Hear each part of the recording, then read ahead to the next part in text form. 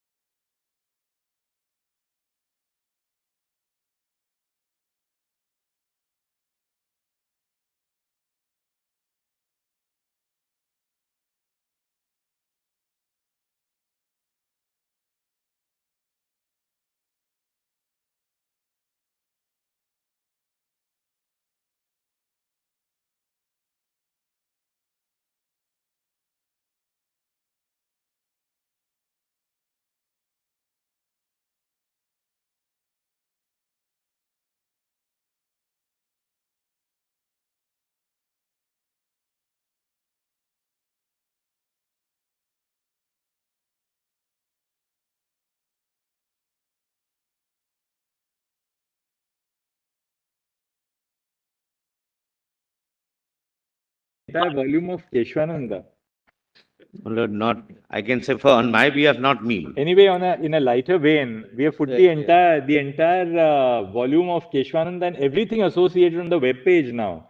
Because yesterday marked the Yesterday, a lot of it, that by itself was a historical So event. they didn't have to include it for justice for all of us. Who included the Keshwananda volume? Lord, I'm not very certain, but Anyway, so please take mark what Justice Bhatt has said, because you don't have to include this kind of thing for It us. is impossible even if we create folders that the registry has Dr. created. Guruswamy, it appears that you have included the entirety of the Keshwananda judgment. I'm sorry, I didn't realize that, my lords. I think, Guruswamy, let's not make assumptions about ignorance, because your entire volume, a major part of it is on the issue that the courts in India have the power of judicial review. So I think this could have been stated more clearly. In And one sentence with a couple of footnotes. My and lords, then I apologize, my lords. I didn't know that these cases were uploaded. I'm very sorry. Also, what happens is, Apologize you know, to Justice Bhatt and with to so much of data, it also burdens the system which we are all operating, you see. Because unmanageable. You see, Dr. Guruswamy, your substituted written submissions run into 159 pages. One has to go over all the same things again and again.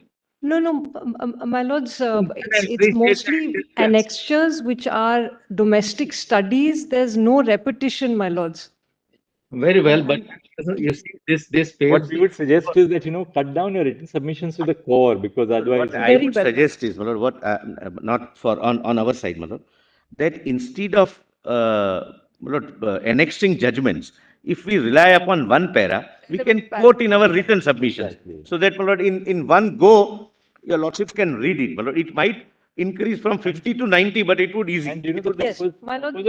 purpose of having a common compilation is that all the judgments which were going to be cited are included in that common compilation. But surely something like Keshwan Bharati, you don't have to include in the common Yes, compilation. I apologize, my lords. Because you'll be relying upon one para, which we can always I'm look so at sorry. from we can look at that paragraph from our law report. Yes, and in any case, the Mr. relevant Lordship will extracts clarify are one there. point. I'm not sure why it's. Lordship may clarify, because some courts want the whole judgment to be included. Well, what we do in Madras, at least put the title page and that relevant paragraph, Yes. and also permission to highlight the passage. Also, Mr. Datar, if the judgment is 30, 40, 50 pages, it doesn't matter.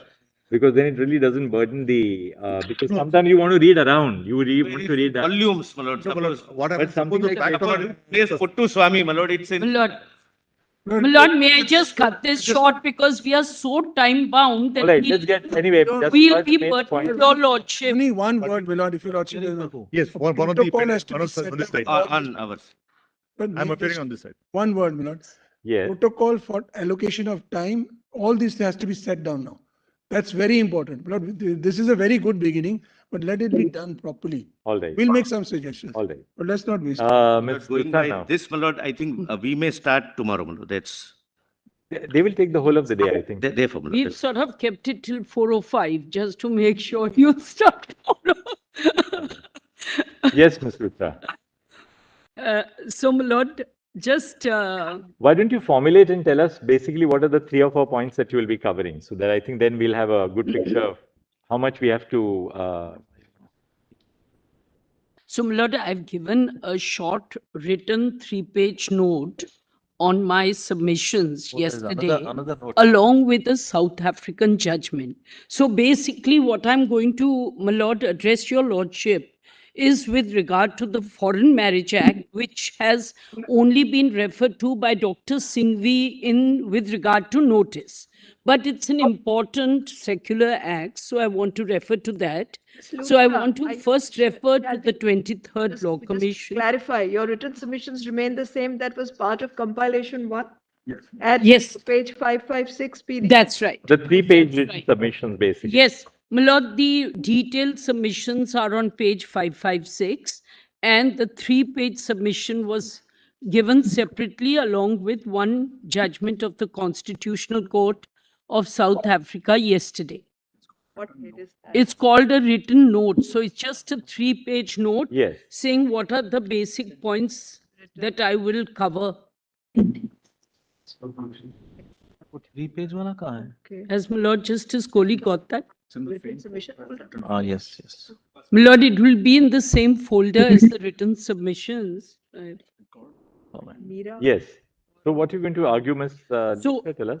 So, my Lord, the 23rd Law Commission report I'll refer to briefly, which was the precursor of the Foreign Marriage Act. Then the Foreign Marriage Act and the fact that it applies to one Indian citizen living abroad who will marry a foreign citizen and their rights which come under the Foreign Marriage Act. Then, my Lord, after that, I want to refer to the Committee of Nations because that is what Section 17(3) of the Foreign Marriage Act talks about. Then, my Lord, I will want to refer to 3 judgments. My Lord, all the Indian judgments have been referred to by Mr. Rodki in detail. And the foreign judgments, Oberfell has already been referred to in detail in Nalsa, in Puthuswamy, in Navtej. Lord, I want to refer to 2 of those, the Yogakarta principles, and then, my Lord, the read-in and the judicial interpretation, and how the Special Marriage Act and Foreign Marriage Act, both are actually, the Foreign Marriage Act is really an extension of the Special Marriage Act. So, my Lord, that's briefly what I am. All right, why don't we follow your note now, that note which you gave this morning? Yes, Then my we Lord. can pause and you can sort of explain. It's a very short 3-page note, so we can really explain that. That's the best. So let's start with the background. Yes, my Lord. So, what is distinct about the petitioner number 1 and 2 herein is that they are the only persons who are legally and validly married in another country, that is the United States of America. They were married in Texas under the valid civil law, and they have a 4-month-old daughter.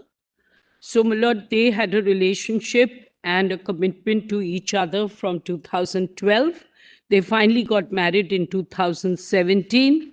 So, they've had a 6-year marriage. And, my Lord, it is grossly unjust that they are free and equal in other parts of the world, in the free democracies. But in India, the country of the birth of petitioner number 1, they are invisible and their rights are not recognized. My Lord, concomitant with that, I want to bring out the fact that during COVID time, visas were granted to spouses of Indian citizens. But not being recognized, this person did not get, petitioner 2 did not get a visa.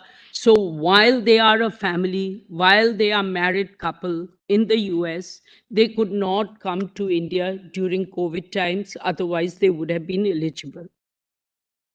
So insofar as their marriage is concerned, it is neither recognized nor visible in India.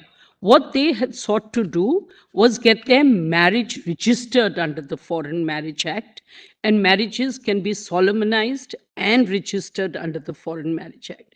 May I take immediately the court to the 23rd Law Commission report, which is on PDF file. You have filed it, we need not read it. You can just go through your submission on that.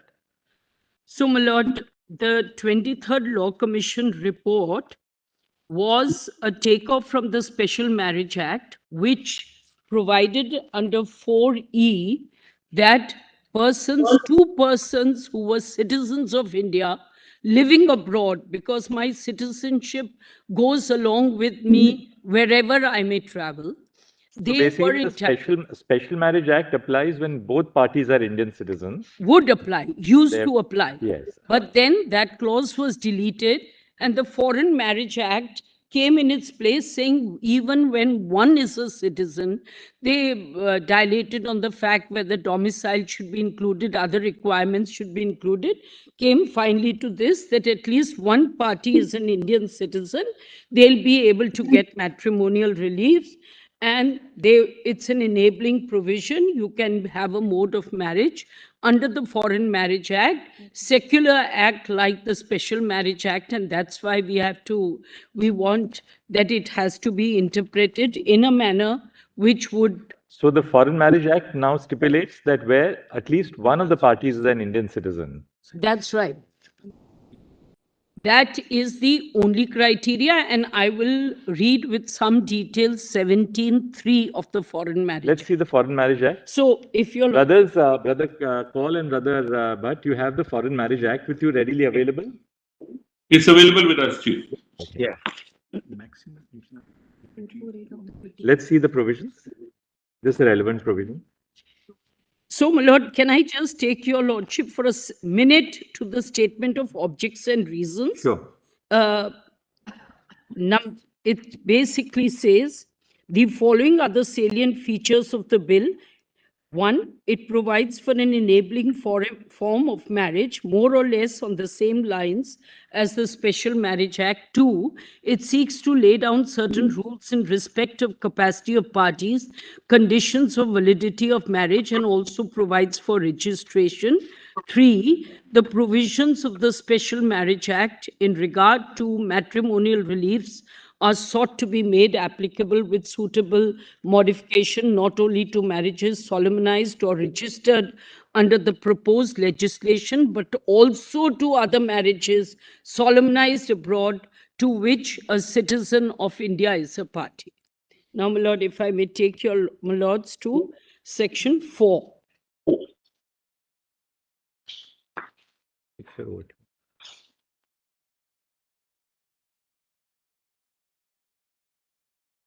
Yes. A marriage between parties, one of whom at least is a citizen of India, may be solemnized under this act by or before a marriage in a foreign country if at the time of the marriage the following conditions are fulfilled, namely, and it says the conditions which are there under the Special Marriage Act. My lord, the interpretation of 4C would have to be read in. Now, Dr. Singhvi has already spoken about section 5, which is notice of intended marriage. And now, my lord, if I may take my lords to, and solemnize of marriage where no objection is made, 9. Now 11, my lord.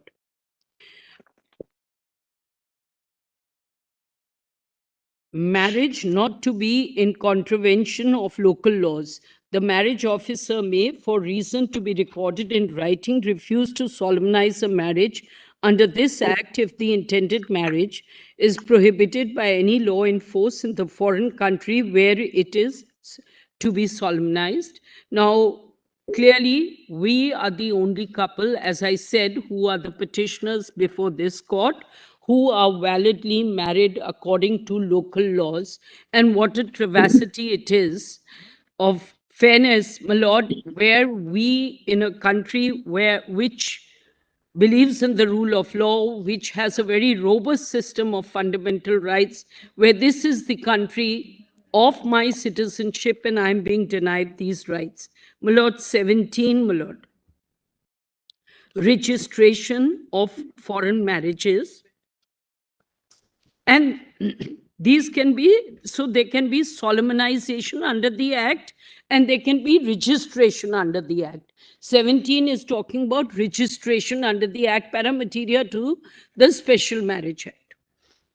A marriage officer is satisfied that a marriage has been duly solemnized in a foreign country in accordance with the law of that country between parties of whom one at least was a citizen of India.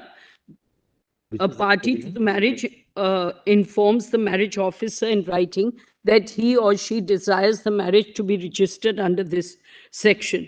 Now, my lord, we went to Washington to the marriage officer and we got no answer. Then we wrote an email and we were told, since you are a same-sex couple, therefore we are not registering your marriage. That's in my writ petition, which is 501.15. I'm not going to read it out. Then, my lord, 17.2. No marriage shall be registered under this section unless at the time of registration it satisfies the conditions mentioned in 4. Now, my lord, comes the relevant part. The only ground on which they can refuse.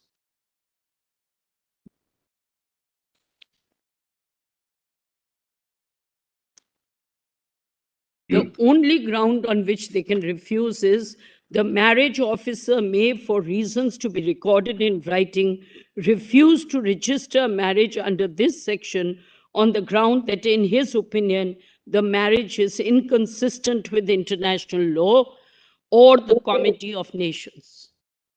Today, 34 countries have accepted same-sex marriage. The country in which local law I have been married recognizes my marriage, and therefore the marriage is in accordance with international law. With regard to the Committee of Nations, my lord, my case is that it accords with the Committee of Nations, and India has always recognized, whether through Vishaka, whether through Alcon, whether through a host of judgments, that Committee of Nations principle will be respected by the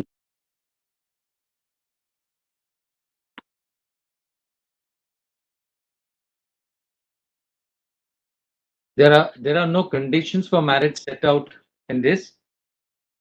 only on 4. Section 4, my lord. What are those Section, conditions? Section 4, neither party has a spouse living, neither party is an idiot or a lunatic. The bridegroom has completed the age of 21 years and the bride the age of 18 years at the time of marriage. But because it says under section 11 that marriage not to be in contravention of local laws, and my marriage was valid under the local laws in Texas in the USA, the marriage is not in contravention. So, and it is in compliance also of section 4. So there are only two conditions. One, that it should be in accordance with international law. Second, it should be in, It mentions about prohibited degrees. Where is the prohibited yes, degree? yes, my lord. Where is Four proviso. No, 4D. Yes, but where 4D and 4 proviso. where do we get what is prohibited degree of relationship? 2A, my lord. Same as a Degrees of prohibited 2A, my lord. Special Degrees marriage. of Special prohibited relationship. Basically, the FPA has been imported. Yes. my lord.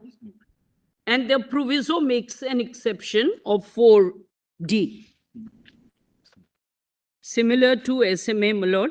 Now just 27 and then. Proviso to section 4, which says that if personal law or custom governing at least one of the parties permits of a marriage between them. That's, So the personal law comes in here, right? If that's, the personal law permits, and this is not special marriage.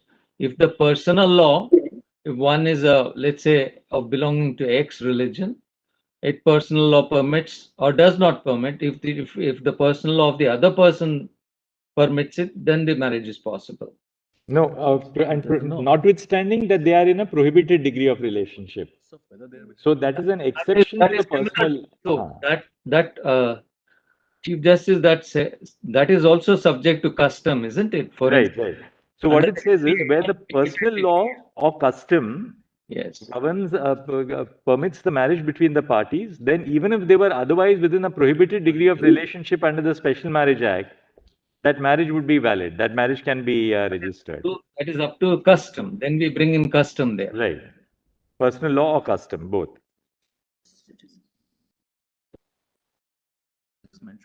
my lord, section 27. So the matrimonial reliefs, if I may just point out section 18, which I won't read, are in accordance with the Special Marriage Act.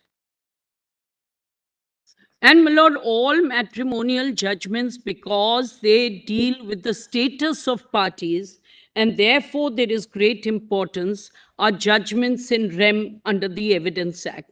So great importance to my status. No one can just brush it under the carpet and say that, look, how does it matter? You can have a live-in relationship. The live-in relationship does not answer my status. And my status as a person who is married, who has rights under marriage, has to be recognized if I have to get true equality. My Lord, Section 27. Act not to affect validity of marriages outside it. Nothing in this act shall in any way affect the validity of a marriage solemnized in a foreign country, otherwise than under this act.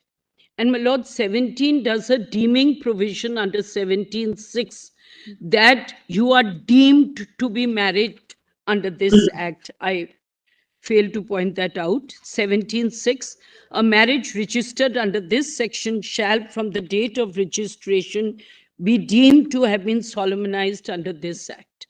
So, my Lord, as far as the Foreign Marriage Act is concerned and the scheme, my Lord, that is what I wanted to refer to. Now, my Lord, if your Lordship may come to the next point that I wanted to speak about, which were the rights of citizens under the Foreign Marriage Act. So, as I said, my Lord, the Foreign Marriage Act envisages marriages solemnized abroad would be recognized as long as they are within local laws of the country. They would be registered if they are in accordance with the international law and they are in accordance with the Committee of Nations. My rights as a citizen cannot be denied to me just because I'm living abroad. Look at the anomaly it creates. I am a married couple abroad. I have a family abroad. I come to India and then we become strangers in this country just because we have not interpreted or given full effect to our constitutional and fundamental rights under Part 3. So if same-sex and gender non-conforming couple marriages are excluded, my marriage becomes invisible. I, as an Indian citizen, will have my rights trampled upon. I come here, my spouse, petitioner number 2's in-laws are in Model Town in Delhi. It's so near home. And yet they cannot travel, they cannot be recognized. They become non-family, non-citizens. This cannot be, my Lord. They cannot be non-married just because they are entering the soils of this country, which upholds fundamental rights. All right, let's go to item 4 of your submission. You made the Yes. So, my Lord, item 4 is what? My Lord, 4 is what I've just referred to, that discrimination on the ground of sex, sexual orientation, gender of my partner is violative of my inherent human rights. So, my Lord, for this, special reference would have to be to Article 50. Discrimination on the ground of sex. So discrimination happens on the ground of my sex, my partner's sex, my sexual orientation, my partner's sexual orientation. My Lord, even if we don't emphasize on my freedom of expression, we don't of my right to life, my right of equality and marriage equality, the most fundamental is that it is discrimination on the ground of sex. Same way as in many parts of the world, women were not given right to vote only on the ground of sex. There is no distinction. There is no distinction. Sex and gender, sexual orientation, and your lordships have held that. My Lord, may I just come to number 5, point number 5, my Lord. I showed it. My Lord, the concept of marriage and family, my Lord, I want to re-emphasize, which I'm sure is there, that marriage is the oldest social institution. So while man is an individual, he has autonomy, he also is a social being. COVID times have shown that demonstrably how difficult we found to be living alone and in an island. So being a social person, this is the oldest social institution, and marriage is an expansive, evolutionary, inclusive concept. At one time, interracial marriages were not recognized in the US. In India, intercaste marriages were not recognized. So on, marriage has never been a static concept. It's a evolving concept. The moment that we have recognized that those of the LGBT plus community have rights, they may be a minority, but the majority cannot decide the rights of a minority. And my Lord, when I say this, I just want to quote John Stuart Mill, which I did in the beginning of my note, if I may just resound that with the quote. If all mankind minus one were of one opinion, and only one person were of the contrary opinion, mankind would be no more justified in silencing that one person than he, if he had the power, would he be justified in silencing mankind. The tendency of society is normally to impose, by other means than civil penalties, its own ideas, practices as a rule of conduct on those who dissent from them, to fetter the development and, if possible, prevent the formation of any individuality not in harmony with its ways, and compel all characters to fashion themselves upon the model of its own. May I now turn back to the note, my Lord, numbers at point 6. 6. So, my Lord, this is dealing with the Committee of Nations. When I read out section 17.3, I referred to this. May I just refer to Black's Law Dictionary, my Lord? Committee in the legal sense is neither a matter of absolute obligation on the one hand, nor of mere courtesy and goodwill upon the other, but it is the recognition which one nation allows within its territory to the legislative, executive, or judicial acts of another nation, having due regard both to international duty and convenience, and the rights of its own citizens or of persons who are under the protection of its laws. My Lord, the Yogyakarta principles have already been referred to.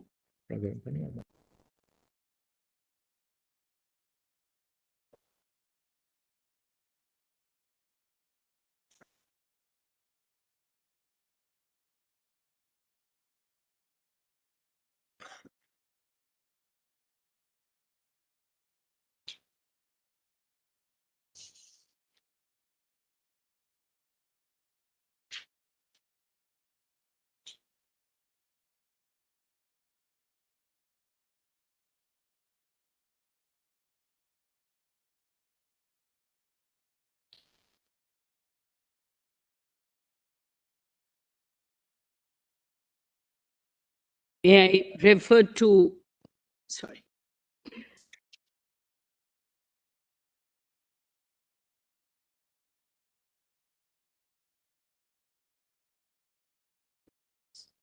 So, my Lord, the Yogyakarta principles have been referred to in Tej Singh Johar as well in his Nalsa. I'm only going to read para 563 of Johar, which is in my written submissions. I'll just read it out. However, the overwhelming weight of international opinion and the dramatic increase in the pace of recognition of fundamental rights for same-sex couples reflects a growing consensus towards sexual orientation equality. We feel inclined to concur with the accumulated wisdom reflected in these judgments, not to determine the meaning of the guarantees contained within the Indian Constitution, but to provide a sound and appreciable confirmation of our conclusion about these guarantees. My Lord, may I start to the judgments, which are my point number 7, because. So, my Lord, what I am saying is Constitutional Committee. The fundamental rights require not just Committee of Nations. The word is Constitutional Committee. And at the risk of framing this, There has to be a constitutional committee. India cannot be lagging behind.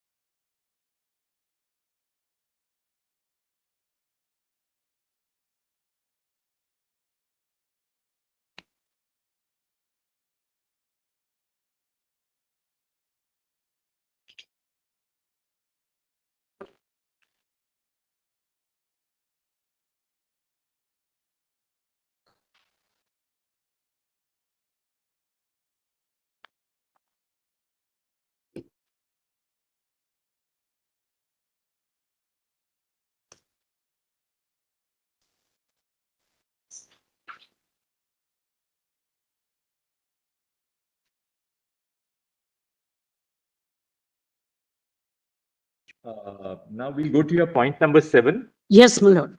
So, my lord, basically what I'm saying is 12 out of the G20 countries, including the European Union, have permitted same-sex and marriages, and about 34 countries of the world. But virtually every democratic, progressive country of the world has recognized same-sex marriages. We cannot be behind, even if it's one person, even if it's one minority. We cannot deny them their rights. And my lord, these rights, Yes. my lord, these rights include their rights of visas, of passports, of right to live in India, because they can't be made to shunt in and out as tourists. Rights of inheritance. Sorry.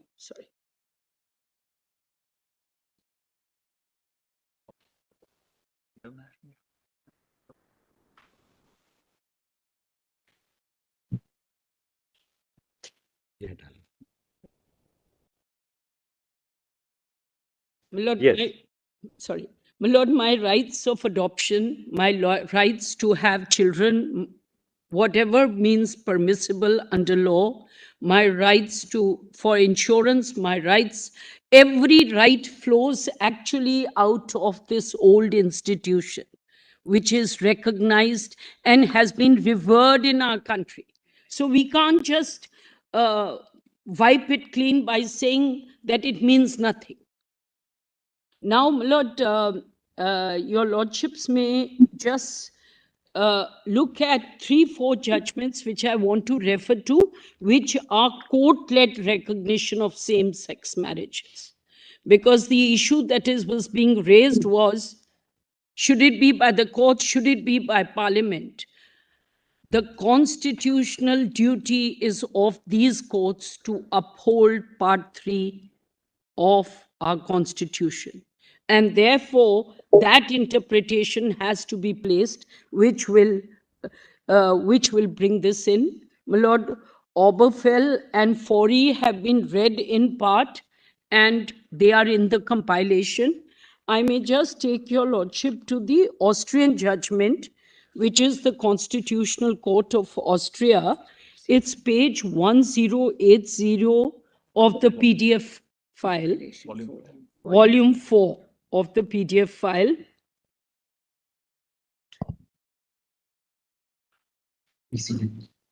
First April. What little time. So, my lord, if I may take your lordship to 1080. This was a case, my lord, in Austria. They have 2 parallel legislations, one permitting marriages. Which volume would this be? Volume 4, my lord. Yes. 4 in the judgment compilation. Yes, we got it. 1080. Does Justice Call have it? My Lord, just a minute. Or-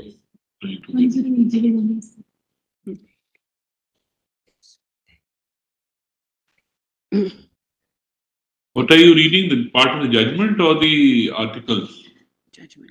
My Lord, just the judgments, Austrian, and then one South African judgment of 1999. Okay, you read it. I'm listening. They'll take it out in the meantime. Yes. My Lord, just the prefix to the judgment, the facts.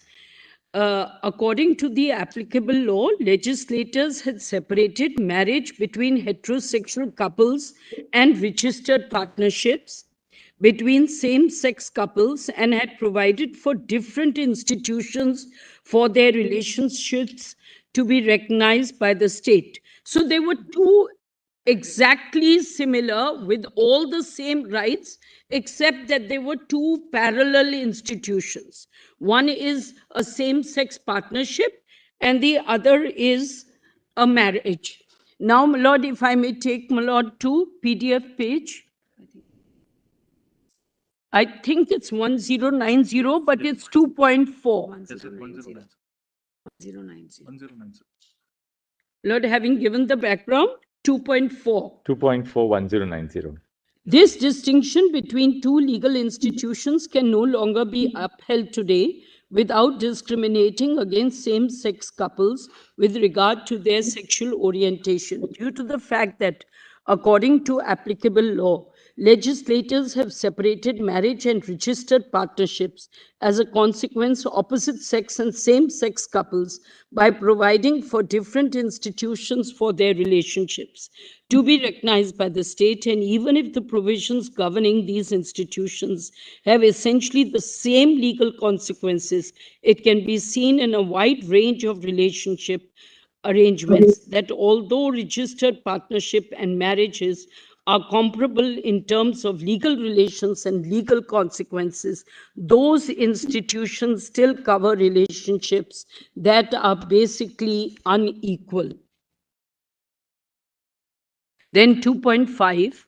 So, Ms. Luthra, Yes, there was a separate body of law which permitted these civil relationships to be, registered. So That's right. there was a body of law like in England. In England also there were civil partnerships from 2004. Now this is that kind of a situation where there is an pre-existing statutory platform. Now what is not very clear is, when was this law enacted? Was it in 2009 or even earlier? Because it does refer to personal law, section 8, etc. Yes, my lord. And I believe it was much earlier. I'll just answer your lordship. No. Please turn to page 2, para 2. My lord, 4. At para 2, at page 1087 of the PDF. Para 2.1 actually says that same-sex couples can enter into a registered partnership pursuant to the Registered Partnership Act. That's right. I just want to draw the attention of the court to the excerpt of the Federal Act on the Registered Partnership Federal Law Gazette 2009. So this law was enacted apparently in 2009 and later amended in 2015. That is para 2. Point one, yeah. That's right. That's right, my lord. Now please, My lord, now please proceed. grateful, my lord. My lord, 2.6, I'm skipping 2.5 because of paucity of time. And so, my lord, 2.6, the distinction in the law between opposite sex and same-sex relationship as two different legal institutions thus violates the principle of equality, which forbids any discrimination of individual on the ground of personal characteristics such as their sexual orientation. So even the requirement to disclose that you will come under partnerships, even though you get the same gamut of rights, was itself considered to be discriminatory. My lord, going on 3.2. But fact- so, Ms. Yeah. Luthra, even on issues such as adoption and medically assisted procreation, there are specific legislations in Austria. So, if you look at the bottom of page 1081, they say that recent developments in law allowed in particular joint parenthood also of same-sex couples. See in particular sections 191 and 197 of the General Civil Code, and use permitted forms of medically assisted procreation on an equal footing, namely Reproductive Medicine Act, Federal Law Gazette, 1992 as amended. Yes, my lord. In the next page. This is like two systems of law. See, this is let us understand the background. This is a civil law country where, keeping aside the considerations of personal law emanating from different parties' religions, we don't know how much of plurality exists in that society. Keeping aside that, this is more of an issue of classification, where they say that you cannot really treat them as separate classes. Now we are at a more fundamental stage. We have not legislated. So you want us to get into the second phase and say there is no classification. Yes, there is actually no classification as of now. And basically what I'm asking is that even that was invidious of the equality interpretation. The fact that they had all the bundle of rights, whereas I have no right. I have no right. I want recognition of my marriage as an incident of 14, 15, 19, and 21. So the fact is, yes, we may be jump starting, but we are too late in the day. We have to come to that stage. We are already too late. India can't be lagging behind so much. Our jurisprudence is being seen all over the world, but here we are lagging behind the others. And we cannot deny our minorities, my lord. So your lordship is right that there were already two parallel institutions. But see how far they go, that even parallel institutions can't go. So in this case, what I'm saying is, I'm only asking there should be one institution. That's marriage. And I want that right. Our citizens' rights are no less. And my lord, what the court finally interpreted was, we are leaving both and let either side enter into either, so that even same-sex people can get into marriage, even heterosexuals can get into registered partnership. That's what the conclusion of the court was, which is so beautiful. Just see para 2.6, that's what you are really arguing. That's right, my lord. That's right. That's right. Which is already less than any right we have. That's the better point, I think. Is this a right? Navtej guaranteed this to us. And my lord, Navtej had actually started the footprints, and we have to now give effect to it. We cannot be left halfway. We cannot be left with our rights being incoherent. In Austria, it appears that there were two different legal institutions created by law. Marriage for opposite-sex heterosexual couples and a registered partnership for same-sex couples. So they said that this restriction, namely a registered partnership for same-sex couples, this is discriminatory. That seems to be the drift at page. The walls, if I may say that, the wall separating the two was brought down. Yeah. Both kinds of both kind of relationships could go for either kind of relationship. Both type of couples, same-sex and heterosexual couples, could go either for marriage or for civil relationships. Yes, my lord. Yes, my lord. Now see the result. The relief which they grant gives us an idea of what was really the issue. Yes, The phrase of different sex in section 44 of the General Civil Code and the phrases of same-sex couples and of same sex in the Registered Partnership Act are therefore repealed as unconstitutional for violating the principle of equality. That's right, my lord. And what it's saying, setting a deadline, whatever, the finding that earlier provisions shall not re-enter into force is based. All right, I think, thank you, do- Ms. Yes. Gupta. Now I think we'll wrap up at this, otherwise we'll. My Lord, have to now the I, others as with far the as others. this judgment is concerned, this is over. May I just take your? There's a South African judgment, National Association, just briefly, maybe just one para we can see there.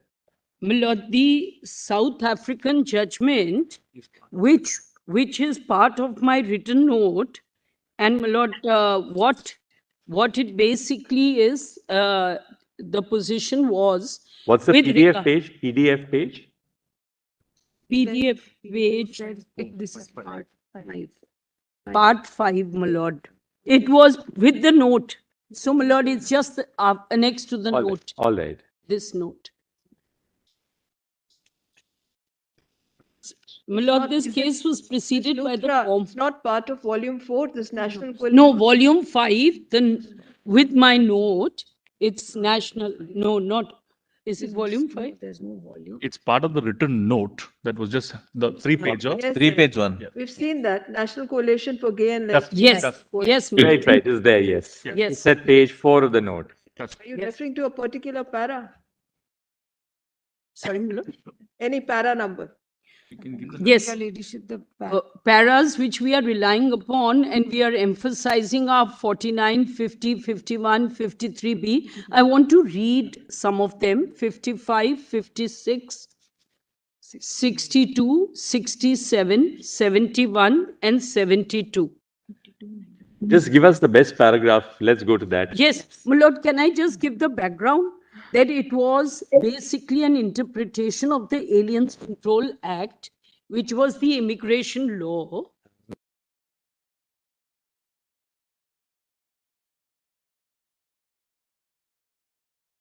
Okay. My Lord, I'll just give a little background, then I'll just read out 3, 4 of the important paras and be done. My Lord, 25(2) of the Aliens Control Act said that it permitted foreign heterosexual spouses of permanent South African residents to apply for immigration permits, but not to foreign permanent same-sex life partners of such residents. So in that sense, it's para materia to the petitioners herein. And the court said that it was an unfair discrimination. So if I may take, my Lord, to your lordships to para 53B, and then how it's to be read down, I will just read that. PDF page 34. PDF page 34, para 53B.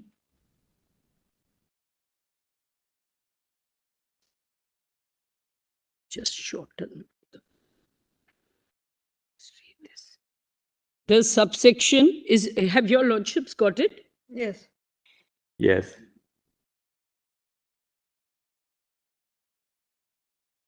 The subsection in this context, in effect, states that all gay and lesbian permanent residents of the Republic who are in the same-sex relationships with foreign nationals are not entitled to the benefit extended by the subsection to spouses married to foreign nationals in order to protect their family and family life. That is so stated, notwithstanding that the family and family life which gays and lesbians are capable of establishing with their foreign national same-sex partners are all significant aspects indistinguishable from those of spouses, and in human terms as important to gay and lesbian same-sex partners as they are to spouses. 54. The message and impact are clear. Section 10 of the Constitution recognizes and guarantees that everyone has inherent dignity and the right to have their dignity respected and protected. The message is that gays and lesbians lack the inherent humanity to have their families and family lives in such same-sex relationships respected or protected. It serves in addition to perpetuate and reinforce existing prejudices and stereotypes. The impact constitutes a crass, blunt, cruel, and serious invasion of their dignity. The discrimination based on sexual orientation is severe because no concern, let alone anything approaching equal concern, is shown for particular sexual orientation of gays and lesbians. Then, my lords, I just think I should just go to the manner in which it has been read in. The appropriate remedy, page 36, para 62 of the PDF. What is the appropriate remedy, my lord? It's under appropriate remedy. My lords have it? Yes. 62. As far as the declaration of invalidity is concerned, the High Court considered that three options were open to it. The first was to remedy the constitutional invalidity of 25(5) by introducing reading in words into the section in such a way that its provisions also applied to persons in same-sex life partnerships. The High Court decided against such remedy as an appropriate one, principally because it was of the view it was not possible to define with a sufficient degree or precision the words that had to be inserted in 25(5) in order for it to comply with the Constitution. The second was, my lord, can I just take your lordships to 67, just to precede the time, and I'll just point out the paras that I'm emphasizing at the end of the 39 of PDF. 39 of PDF, para 67. I am persuaded by Mr. Tengove's submission that as far as deference to the legislature is concerned, there is in principle no difference between a court rendering a statutory provision constitutional by removing the offending part by actual or notional severance, or by reading words into a statutory provision. In both cases, the parliamentary enactment, as expressed in a statutory provision, is being altered by the order of a court, in one case by accession and the other by addition. My lord, now para 82, PDF 43. 43, PDF 43, para 82.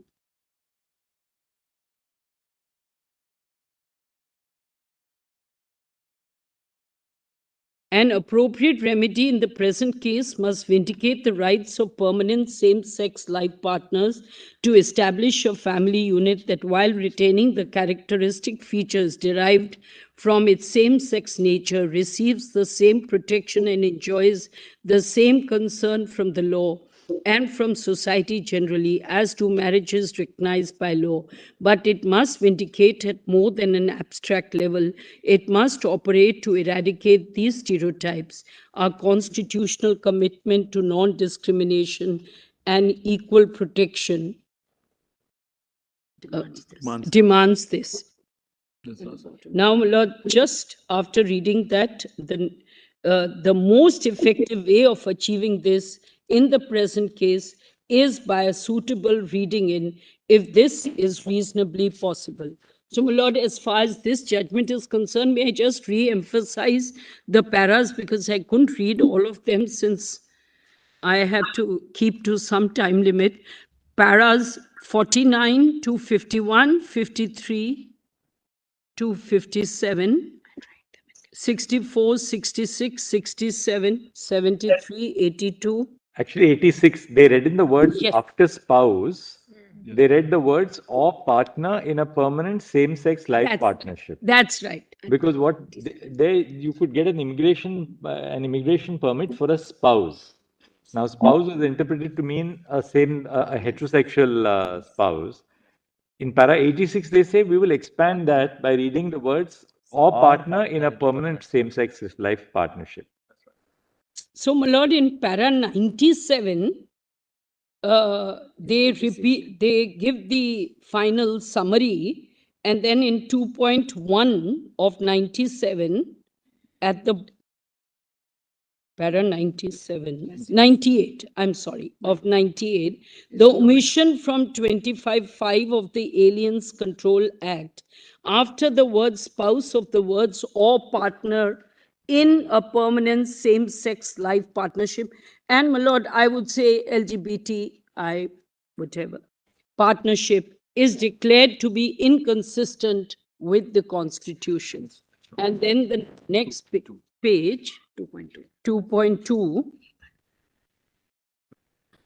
2.2, Section 25(5) of the Aliens Control Act, to be read as though the following words appear therein after the word spouse or partner in a permanent Right, I think, Ms. same-sex. Luthra, we've seen it. Thank you, Ms. Luthra. Yes, Thank you my so lord. much. My lord, if I may just end with E.D. Windsor, who was fighting for marriage rights for same-sex couples, and who said, there's a quote at the bottom, marriage is a magic word and it is magic throughout the world. It has to do with our dignity as human beings to be who we are openly. Thank you, Ms. Luthra. My lord, I'm grateful, my lords. My lord, I have also talked about workability in my note, as well as the interpretation of the various sections Yes. in point number 8, and how it has to be read in. We've already read in Harsova, we've read it in Gita Hariharan, All we've right, read yes. it in Thank you. various. Thank you, Ms. My Luthra. lord, I'm grateful, my lord. Yes, Mr. Grover. I'm grateful, my lord. Thank you very much. And my lord, grateful to my lord Justice Bhatt and Justice Kaul, my lord, for. Lord, I'm going to be on a slightly different track. Lord, I want your lordships to comment to your lordships a slightly different argument borrowed from the US jurisprudence. And that, my lord, is on intimate association. That's one. On the, Intimate association. yes, My lord, I am representing two Intimate petitions, my lord, two petitions. One is under the Foreign Marriage Act, my lord, where the couple of Indian origin, one of them a citizen, they got married in the US, marriage is valid there, and they actually first came to India, both of them are Hindus, and they tried to register their marriage here, they could not. Then they went to the US, back to the US where they stay, and they actually went to the embassy, they filled all the forms. That was not registered. In fact, they were not treated very well. That is an issue. I don't want to get into that. The second petition is interfaith, Christian and Hindu, and obviously under the Special Marriage Act. I'm not going to repeat anything that Ms. Luthra said. I'll directly go on to an argument which has not been invoked earlier, Milan, and that is the argument of what is known as intimate association in the US, based on the 14th Amendment, 19th, and the First Amendment. And it would be embraced in Article 19(1)(c). The idea is that you can form associations from, say, cooperative societies to trade unions, which are larger groups, and intimate associations of a romantic or a marital nature. And that is a fundamental right in the US, considered to be a fundamental right in the US, coupled with free speech. Because in a larger association, you will actually have that group which will be protected by the right to associate, together with privacy, say, of their names, and also to express freely. That's the point. Now, so there are three issues, three concepts into one, but it is encapsulated in our constitution under Article 19(1)(c), A. And obviously, it will be subject to the reasonable restrictions in, as far as C is concerned, in 19(4) or 19(2). Now, this actually arose. I don't want to get into, in my note, which is a written submissions, I have given the history of it, but I'll just go into a couple of judgments, my lord, which your lordships are otherwise familiar with. Griswold versus Connecticut, my lord, is one judgment where the lordships in the Supreme Court, Justice Douglas's judgment, and he's written in the Columbia Law Review a paper on that. This is part of your note? Yes, article on that. Okay. It's a well-known Is Columbia it, Law Review, my lord. Yes, it is. Mr. Grover, is it the second written note? You filed two. Can you? The first one or the second one? additional one, Second one. Additional. A to L, A to L. Wait, ma'am. Lord, PDF page 1269, volume 4. I'll just read that paragraph because this is an important paragraph. If I may read that. It's running into 121 pages, your additional note, Mr. I can't hear. It's running into 121 pages. It can't. So that's no, I'm on the original volume 4, PDF 1269. I mean, there are so many volumes now I've lost track of. President's volume. Yes, I've got that. Thank Yes, my Lord Justice Bhatt is right. you. Volume 4, page 121. 1269 is the last paragraph of Justice, the majority judgment of Justice Douglas. Lordships have it. Yes. We deal with the right of privacy older than the Bill of Rights, older than our political parties, older than our school system. Marriage is a coming together for better or worse, hopefully enduring, and intimate to the degree of being sacred. Where did you get it? Sir, 129, internal page 486. One, Griswold Sanjay? versus Connecticut. 1 to Volume 4, Nine. volume 4, Yes, I got it. PDF 1269. PDF 1269. The original volume 4 compilation of judges. 1277. Huh? 1277, right? It's not 1269. Huh? at 1277.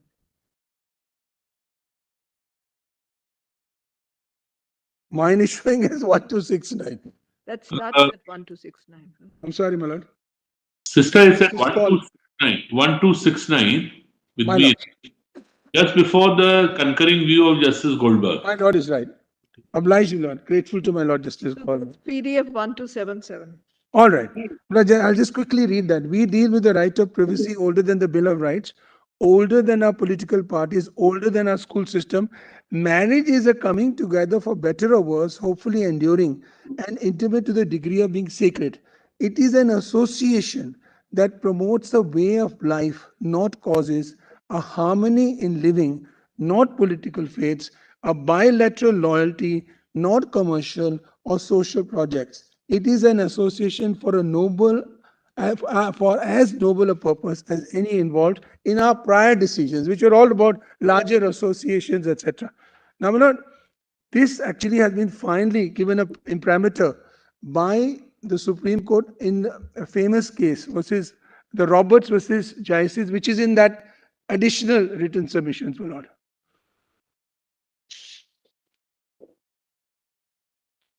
And there, my lord, I'm not reading any large passages, but immediately, if your lordships have, if the court has page 7,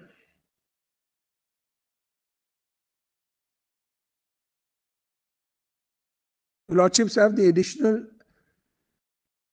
note that we sent last week. And in that, there is Robert versus Jaisis, page 7.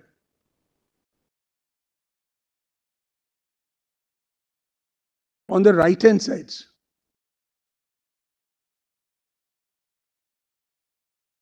Under on intimate association. My lord is absolutely right. Subpara Only Roman on 8. intimate, I'm sorry, my lord. Subpara Roman 8 refers to Roberts versus United States. Yes, right. Yes. On the main judgment, my lord. So, Which page? the personal affiliations that exemplify these considerations and therefore suggest some relevant limitations on relationships that might be entitled to this sort of constitutional protection are those that attend the creation of sustenance and family, marriage. The judgments are quoted. Family relationships by their nature involve deep attachments and commitments to the necessarily few other individuals with whom one shares not only a special community of thoughts, experiences, and beliefs, but also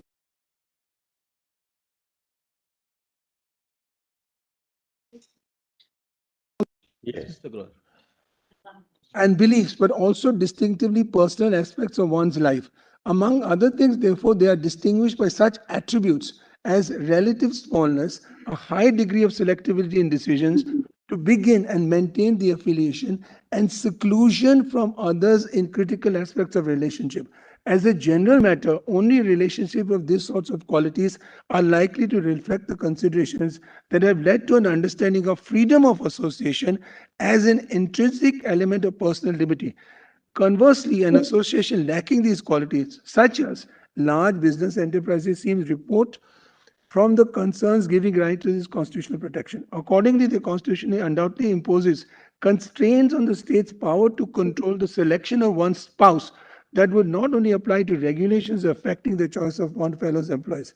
Comparison between the poles, of course, lies a broad range of human relationships that make greater or lesser claims to constitutional protection from particular incursions to the state by the state. Determining the limits of state authority over an individual's freedom to enter into particular associations, therefore, unavoidably entails a careful assessment of where that relationship's objective characteristics locate it on the spectrum from the most intimate to the most attenuated of personal attachments.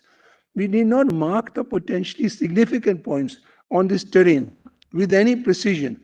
We note only that factors that may be relevant include size, purpose, policy, selectivity, congeniality, and other characteristics that in a particular case may be pertinent. In this case, however, several features of the JSAs clearly place the organization outside the category of relations worthy of this kind of constitution. In this case, this is association where women were sought to be excluded. Immediately next page, and I'll finish on this judgment. The first para on the left, an individual freedom to speak, to worship. So worship also is hour 25, to petition the government for the redress of grievances could not be vigorously protected from interference by the state unless a correlative freedom to engage in a group effort towards these ends were also not guaranteed. According protection to collective effort on behalf of shared goals is especially important in preserving political and cultural diversity and in shielding dissident expression from suppression by the majority. Consequently, we have long understood as implicit in the right to engage in activities protected by the First Amendment, a corresponding right to associate with others in pursuit of a wide variety of political, social, economic, educational, religious, and cultural. It's very broad, my lord. So while you can have an association, you also have protection in pursuing that. In view of the various protected activities in which the JSAs engages, that right is plainly implicated in the case. So, my lord, it is now set. My lord, I am commending your lordships to also, apart from privacy, autonomy, and dignity, which we have read into 21, to consider whether we can actually use this. And, my lord, one author has said this is much more protective than like a 21 privacy. There's only one more. What else, Mr. Grover? My lord, next point I want to make is in Obergefell. Sorry? Obergefell, the judgment which actually recognized same-sex marriage. I remember, this is apropos what my Lord Justice Butt said. Lord, my argument is twofold. They have taken intimate association as one of the criteria. Secondly, my Lord, it was not a case that the core of the argument, the core of the case is not in holding invalid statutes which did not allow same-sex marriage. It is in fact flowing from the 14th, 9th, and the First Amendment and saying this is the right, and therefore any restrictions have to be held to be not applicable. That is this. And my lord, if your lordship will just go to Obergefell, and may lordship, I know that the syllabus cannot be used, but the syllabus is a very precise summary and is by the court itself. And that is, my lord, Mr. Grover, my lords. that's precisely the point I made, that it can be used only for the purpose of a declaration. It's no legislative content to that. Lord, I'm sorry. I understood your lordship to mean that if there was a statute that they were invalidating, then it may not be applicable to our scenario. So if your lordship it was also because you had a large number of statutes which prohibited gay relationships or prohibited marriage. There were several constitutions, state constitutions, which enacted prohibitions. Those were outlawed. If you see the schedule to the, I think, majority judgment. There was that part to it, but that was the cause. So in the course of that, they said that there's a right to marriage. So in that, there are two parts. One is the declaratory part. Yes. The second is the consequential, or Yeah. rather, the My Lord, the part. I appreciate what my Lord is putting to me. I agree with my Lord, my Lord. Only thing I want to add is that the core is not to strike down the statute. And if your lordships, I'll only point and not read out because it's lengthy. No, you can't say that it wasn't. It was both. In order to say that there is that these are unconstitutional, first it was necessary to declare that there is a right to marry. Lord, may I commend your lordships to actually go to the relevant portion, volume 4 again, 2399. I'm not going to read it, my Lord, because time is limited. But there is the syllabus, and the syllabus is an accurate summary. And my Lord, your lordships I will only read only a portion of that. But I agree with my Lord.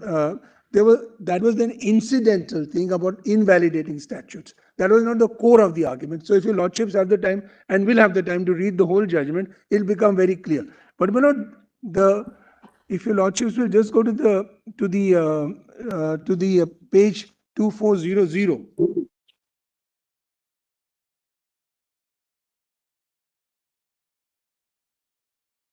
Volume 4. Volume 4 itself, my Lord, 2399 it starts. And it's interesting what they say, my Lord, the principle. PDF 2408. 23, my ladies, some error. I'm so sorry. I don't know. Okay, you're reading the physical page. We are pointing out the PDF is 2408. My page is 2399, but my ladies' page will be slightly different, I think. 399 is Obergefell versus Hodges, what, yeah. the syllabus. Lord, Yes, we've got that syllabus. Lord, there are pages on the top right-hand corner. I'm sorry. We've got that. That's Yes. the physical page. It's okay. Let's come to 2401, 4 principles. 4 principles and traditions demonstrate the reason that marriage is fundamental under the Constitution apply equal force to same-sex couples. The first premise of the court relevant precedent is that the right to personal choice regarding marriage is inherent in the concept of individual autonomy. Then your lordships will come to the second principle, and that's where I am coming in terms of intimate association. A second principle in this court's jurisprudence is the right to marry is fundamental because it supports a two-person union like any other in its importance to the committed individuals. The intimate association protected by this right was central to Griswold versus Connecticut, which held that the Constitution protects the right of married couples to use contraception and was acknowledged in Turner. Supra, the same-sex couples have the same right as the opposite sex couple to enjoy intimate association, a right extending beyond mere freedom from laws making same-sex intimacy a criminal offense. The third basis for protecting the right to marry is that the safeguards of children and families and thus draws meaning for the related rights like childbearing. Then your lordships will come down to the bottom of that page. This does not mean, as your lordships put it, you don't have to have children. This does not mean that the right to marry is less meaningful for those who do not or cannot have children. Precedent protects the right of a married couple not to procreate so that the right to marry cannot be conditioned on the capacity or the commitment. Finally, this court cases and the nation's tradition. Your lordship knows in US the traditions are very, very important. Now, so I'm commending your lordship to actually use this doctrine of intimate association. That's the point, my lord. Now, the second point I want to go into is about transgender people, my lord. Now, my lord, there has been a lot of confusion about norms, the gender glossary. So I'm just giving one glossary. Just give it. We'll be sending it to your lordships, my lord. I'm sorry that we didn't know that.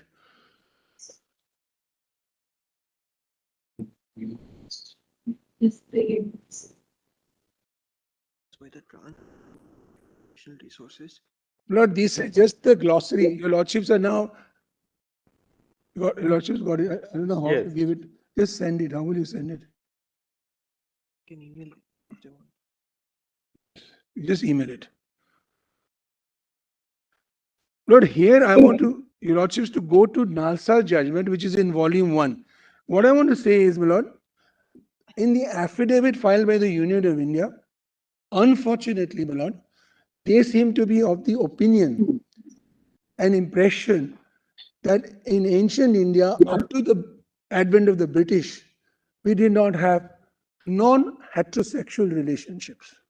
This is completely incorrect. And there are tomes and tomes of literature now available which shows that these relationships were prevalent. They're not only prevalent, but scriptures actually record it. So I'll only refer Your Lordships, the quote, to certain this thing, but please see Nalsa. Nalsa is in volume 1 and paras 13 to 20, because this was argued by us in Nalsa, and that's why ultimately they said it is part of our tradition. Unlike in Europe, in that sense, Europe was backward. Prior to the British, we already had the notion of Tritiya Prakriti. It was part of our tradition. And in terms of marriage between non-heterosexual couples, transgender and cis male, transgender and cis female was common. And it's actually noted in our scriptures also. Now, volume 1, my Lord. I'm coming to Ruth Vinita later. Paras 13, my Lord. Just see this. And my Lord, I'm sorry to say, to refer to transgender in a derogatory manner is completely unacceptable. And that was the British notion, not an Indian notion. Unfortunately, my Lord, right after the British, we ourselves, people like us, the middle class, upper middle class, have imbibed that prejudice. We have to get rid of it. Even today, it is actually prevalent. Lord, para 13. And Lord, the notion of transgender is an English term. We had other terms, hijra, chokapa, kothi, etc. Lord, where a person would actually take on another gender physically. But in terms of, my Lord, thinking, in terms of theory, and this is in the Nalsa judgment, my Lord, the Buddhists and the Hindus construed this as a physical parameter, whereas Jains, in their scriptures, considered that as a psychological parameter. So in the 13th and the 14th century, we were much more ahead in thinking than the Europeans. To argue that we didn't have this in our country is completely incorrect. Just for appearance. 66. Go through that. Para 14 talks of the various diverse communities of transgenders, hijras, eunuchs, kotis, aravanis, jokapas, shivshaktis. Then please see para 15. Lord Rama in the epic Ramayana was leaving for the forest upon being banished from the kingdom for 14 years, turns around to his followers and asks all men and women to return to the city. Among his followers, the hijras alone did not feel bound by this direction and decided to stay with him. Impressed by their devotion, Rama sanctions them for the power to read that, yes. Para Your point. I'm not going to read it now. All I'm saying is that this is well known. It is now incorporated in a judgment. I'm not relying on literature. It's incorporated. And please see para 17, which I was referring to. Jain texts make a detailed reference to transgenders, which mention the concept of psychological sex. That's why Nalsa then actually incorporated these notions and said a person can actually be born as a male and he can say, from tomorrow, psychologically I'm a woman, I'll assume the woman form, and it is his or her right, autonomous right, to assume that form. It is not through the intervention of the state. That's what Nalsa says. Ultimately, my Lord, your Lordships have the Transgender Act. And the Transgender Act actually under Section 4 confers, 4 to 7 actually confers the right. And my Lord, it gives protection to those persons who are actually certified to be transgender under that act. But you can first be a transgender then you can assume the male or the female form through certification. Now, very importantly, my lord, what has happened is, just see this. If I am a male person, cis male, I marry a woman, cis woman, my marriage is valid according to the law. During the subsistence of the marriage, I actually assume a female gender, either through transition or otherwise. The law does not say that the marriage becomes void or voidable. In fact, it recognizes it under the Transgender Act and the transgender rules. That is the state of affairs under the present law. And secondly, my lord, certain states, including Kerala, and I've given that form, my lord, they are encouraging, I've got the translated, my lord, I have to translate that. They are encouraging people who are married and they're actually being financed so that they can actually. So states are recognizing these marriages.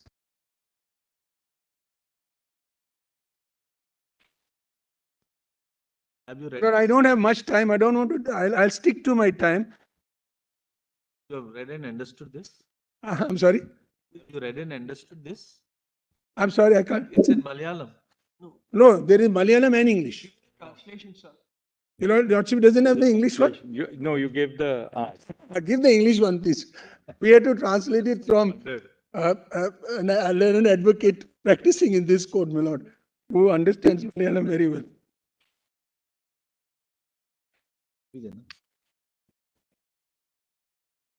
Yeah. But there might be some considerations there, because if there is an existing marriage, My lords. and that existing marriage has resulted in, let's say, children and a family, this kind of, if this is not preserved, that will lead to perhaps that some untoward adverse consequences to members of that family. Your lordship is absolutely right. But at the same time, one could also envisage a situation where the legislature would have said that no, it's void or voidable. Because if you The change your point is, religion, right? then you're looking at a legislature which doesn't take into account realities, no? I So agree. here there is, it's a different kind of reality which you are wanting the legislature to take care of. Whereas that's another situation where the parties have, a certain something has happened which they don't want it to result in consequences, which is not of the making of the other parties who may be deemed innocent or whatever. We don't know. Ordinarily, suppose a person actually reassigns his or her gender in a marriage, the other party would say, I want to divorce you. The legislature has not taken that view. The legislature has That too is an assumption. That too is an assumption based on, with all due respect, certain classes. Because if you do that in a certain community, you may lose your status. We don't know how things work out. It's a very plural and diverse society. Very well, that's one of the issues that. Justice Call, would you want to take a little break, a 5-minute break or something? No, I'll finish in 2 minutes, my lord. I'm good, Justice Chu. For the time, I'm good. I can continue if you want. All right. I won't take much time. I'll finish in the next 5 minutes. The third point I want to make, my lord, is that there has been argument on the other side that it is for Parliament to legislate on this issue. But let us look at. Yes. Let us look at the record. Issues have been coming up, and I have given, my lord, a document by what is known as the Pink List India. They have been actually observing and monitoring what is happening to LGBTQI issues in Parliament. And there has been no positive response for the last 5 years, my lords, on doing anything positive about this issue. So, can we expect, my lord? And in Obergefell, this was another issue. I didn't read that part. They also were told by the respondent states that we should wait for Parliament. And they said, no, we are not going to wait because the Parliament has disclosed its hand earlier, or rather the US Congress did. And the final point I want to make is about the so-called elitism. But a large number of people are actually running away from their homes, couples, same-sex couples, they run away from their homes, and orders are available on the net. And we have compiled about 10 orders. And if your lordships will actually look at those orders, The origins of those people are from small towns. They are not from Calcutta, Delhi, etc. They are from very small towns. They come to the capital city where the High Court is, and they need protection. Right now, my lord, there's a case going on that I'm ending, where two women have come to Delhi from a rural area. And that those two people have no place to stay. They are poor people. They don't have the money. If you have the money, you can afford to hire lawyers, etc. But most of the people who are runaway couples, same-sex couples, are poor people. They are coming from small towns. They come to the main city in the state because the High Court is there. So I've actually, my lord, compiled those orders. And if Lordship only looks at the facts, it's anecdotal, it's not completely methodologically correct, but it would be evident they're not elitist. So therefore, my lord, this notion that this is elitist is incorrect. Lord, I'm sticking to my time. I'm much obliged. Oh, no, my lord, only one, two things. No. My lord, there is, in my written submissions, just go there now. In my written submissions, I would be not doing my duty, as it were, if I did not read that portion. My lord, there's a poem which your lordship, I'll commend your lordship reading that in the beginning. Now, this is interesting. It's from Khalil Gibran. Then Almira spoke again and said, "And what of marriage, master?" And he answered, saying, "You were born together, and together you shall be forevermore. You shall be together when white wings of death scatter your days. Aye, you shall be together even in the silent memory of God. But let there be spaces in your togetherness, and let the winds of heaven dance between you. Love one another, but make not a bond of love. Love one another, but make not a bond of love. Let it rather be a moving sea between the shores of your souls. Fill each other's cup, but drink not from the same cup. Give one another your bread, but eat not from the same loaf. Sing and dance together and be joyous. But let each one of you be alone, even as the strings of a lute are alone, though they quiver with the same music. Give your hearts, but not unto each other's keeping, for only the hand of life can contain your hearts." But I only want to say that this would have not been possible for me, were it not for Justice A.P. Shah, Justice Muralidhar, and your lordships in the Navtej Johar judgment, and my mentors, Justice Kirby and Justice Kamrar. Thank you. Thank you, Mr. Grover. So we'll now have the arguments of Ms. Jaina Kothari. Please, my lords, may it please the court. My lords, I appear in the matter of Dr. Akkai Padmashali and others versus Union of India, my lords. I have submitted supplementary submissions, which is a 5-page note. It is there in the written submission folder, but I also have some copies, my lords, which I'm... What would you be, what's the point that you're going to... My lord, this is just a more summarized version. That's all for today, since I just have 20 minutes. It's called, my lords, supplementary submissions. It's a 5-page... Yes, I got it. ...which I have submitted. And if my lords, Justice Kaul and Justice Bhatt also have it. Yes, we've got it. Grateful, my lords, grateful. Yes. My lords, I have 3 points to make and I'll stick to my time. My lords, our first claim, my lords, this is the second petition for transgender persons. The only other petition was by Mr. K.V. Vishwanathan of Zainab Patel. My lords, our claim here is for marriage equality for all, not just same-sex marriage, my lords. We are seeking that there should be marriage for all persons, irrespective of gender identity or sexual orientation, and that is our fundamental claim. And I pray, my lords, that that claim or that framing be given to this matter, my lords. My lords, the first issue, very briefly, because it has been covered, is on transgender persons' right to gender identity. I'm not going to labor it much. But, my lords, some points need to be clarified. My lords, trans persons are persons whose gender does not match the sex assigned to them at birth. So, therefore, they may be born as male or female, and whatever sex may be assigned to them at birth, but they identify with a different gender. And therefore, under NALSA, this gender identity and the right to self-determine one's gender identity was protected by this Honorable Court. And this Honorable Court held that it is not only two genders, not just male or female, but male, female, or transgender. You could identify with either any of those gender identities, even without medical reassignment. And the purpose, my lords, of granting this right to self-determine one's gender identity is to get legal recognition to a whole bunch of other rights. It could be the right to vote, it could be the right to get a driver's license, including the right to marry, which was read out. And I've written the para numbers.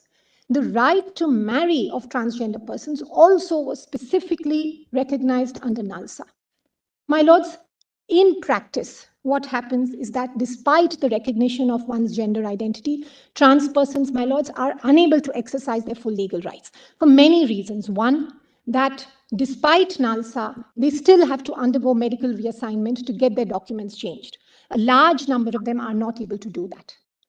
And unless they get their medical documents changed, they don't get the access to a whole bundle of rights.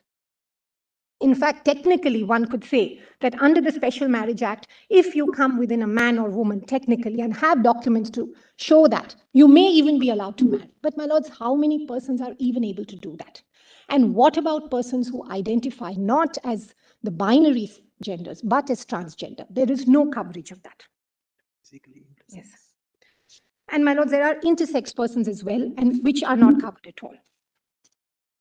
My lords, my second point is on the right to family. My lords, the right to family, that is my second main point, the right to family to be recognized under the right to life under Article 21. My lords, the petitioner, Dr. Akai Padmashali, she was born male. She faced so much violence at her parental home and family that she had no other option but to leave her home when she was about 14, 15 years old. She was on the streets without her family, begging and intersex work. That is, my lords, what a majority of transgender persons have no other option but to do when they are forced to leave their homes. And therefore, my lords, what does the right to family mean? My lords, the right to marry in this case, what we're asking for the Special Marriage Act to cover. The right to marry has been upheld in a whole variety of judgments of my lords. There's Shakti Vahini, Shafin Jahan, and all of that has been read out. But my lords, the right to marry gives rise to a family, a kind of family, which, my lords, is also a fundamental right and has to be recognized under Article 21. My lords, we can have families by blood, marriage, adoption, but marriage is one way in which we have a family, and an important way. Couples can decide to marry and not have children. Couples may decide to have children. And then their family unit is either the two spouses or with their children. And my lords, what does a family do? My lords, it goes to the core of our being. I read out, having the love, care, and support of a family is an essential ingredient for a person to live a full life. My lords, our families give us not only love and care, but they give us psychological support. They give us economic support. Our family is the only unit. It is the basic unit in society that we turn back to when we are in any kind of trouble. And my lords, therefore, do we not have the right to have our family recognized and the right to form our family, my lords? And that is the right I'm asking has to be recognized under Article 21. My lords, trans persons are already having their families. They are in long-term relationships, they are adopting children, and they are maintaining their families. But these families are not recognized because, my lords, marriage is not permitted. And therefore, my lords, family is not just a heterosexual phenomenon. My lords, the importance of the family as an integral part of one's personality has already been recognized to some extent under the right to privacy. And my lords, if I may just, I've extracted a couple of paragraphs. And my lords, that's in my note in para 9. May I please refer to those paras, my lords? That's para 271. It's in my note, so my lords may not have to take the trouble of referring to the Puttaswamy judgment. Para 271, my lords held, we need also emphasize the lack of substance in the submission that privacy is the privilege for the few. Every individual in society, irrespective of social class or economic status, is entitled to the intimacy and autonomy which privacy protects. The sanctity of marriage, the liberty of procreation, the choice of a family life, and the dignity of being are matters which concern every individual, irrespective of social strata or economic well-being. The pursuit of happiness is founded upon autonomy and dignity. Both are essential attributes of privacy, which makes no distinction between the birthmarks of individuals. Therefore, my lords, marriage, procreation, family life choice are all separately referred to, my lords. Then, my lords, in para 298, it follows, my lords. The intersection between one's mental integrity and privacy entitles the individual to freedom of thought, the freedom to believe in what is right, and the freedom of self-determination. When these guarantees intersect with gender, they create a private space which protects all those elements which are crucial to gender identity. Specifically in the context of gender identity, my lords held, the family, marriage, procreation, and sexual orientation are all integral to the integrity of the individual. Above all, the privacy of the individual recognizes an inviolable right to determine how freedom shall be exercised. And lastly, my lords, in the same judgment, Justice Call's referral in para 645, it is an individual's choice as to who enters his house, how he lives, and in what relationship. The privacy of the home must protect the family, marriage, procreation, and sexual orientation, which are all important aspects of dignity. My lords, recently, my lords, in the Deepika case, in fact, refer to unconventional families. My lords, we are dealing with unconventional families and have recognized them. And it is not just the marital tie, but what is the concept of family? And my lords referred to, and I will just read out one para 26. The predominant understanding of the concept of family, both in the law and in society, is that it consists of a single unchanging unit with a mother and a father who remain constant over time and their children.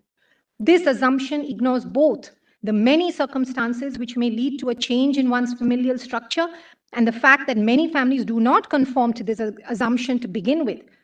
Familial relationships may take form of domestic, unmarried partnerships or queer relationships.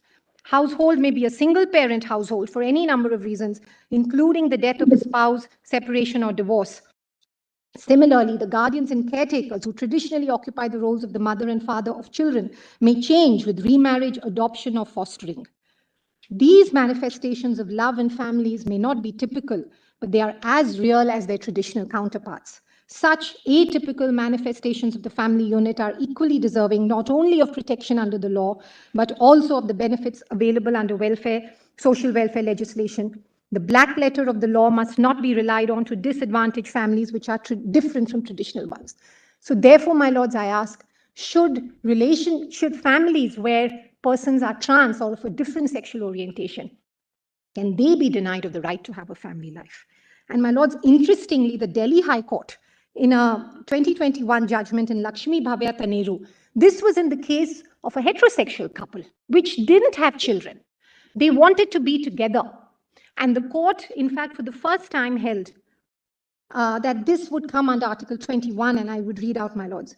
We have no doubt the right to a meaningful family life, which allows a person to live a fulfilling life and helps in retaining her or his physical, psychological, and emotional integrity, would have a place in the four corners of Article 21 of the Constitution.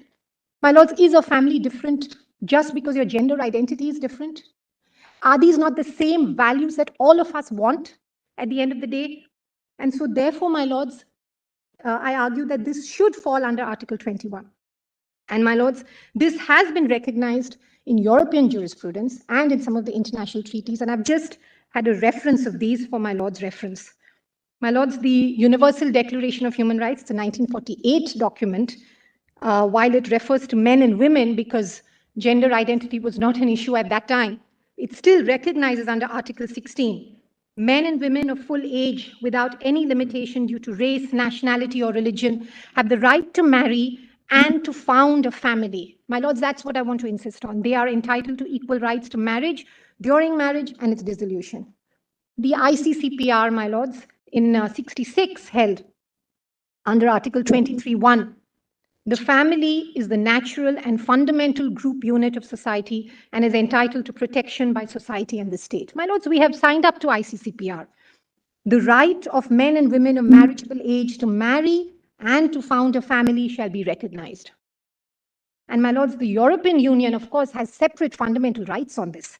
The Charter of Fundamental Rights of the EU, my lords, in Article 9 holds all persons have the right to marry and the right to found a family. And the European Convention on Human Rights, my lords, Article 8 and 12. Article 8 states that everyone has the right to respect for his family and private life, his home and his correspondence. Article 12 states that men and women of marriageable age have the right to marry and to found a family according to national laws governing the exercise of this right. My lords, the Yogyakarta principles, which were relied upon by this Honorable Court in Nalsa, in fact, has a specific article on the right to have a family in the context of marriage.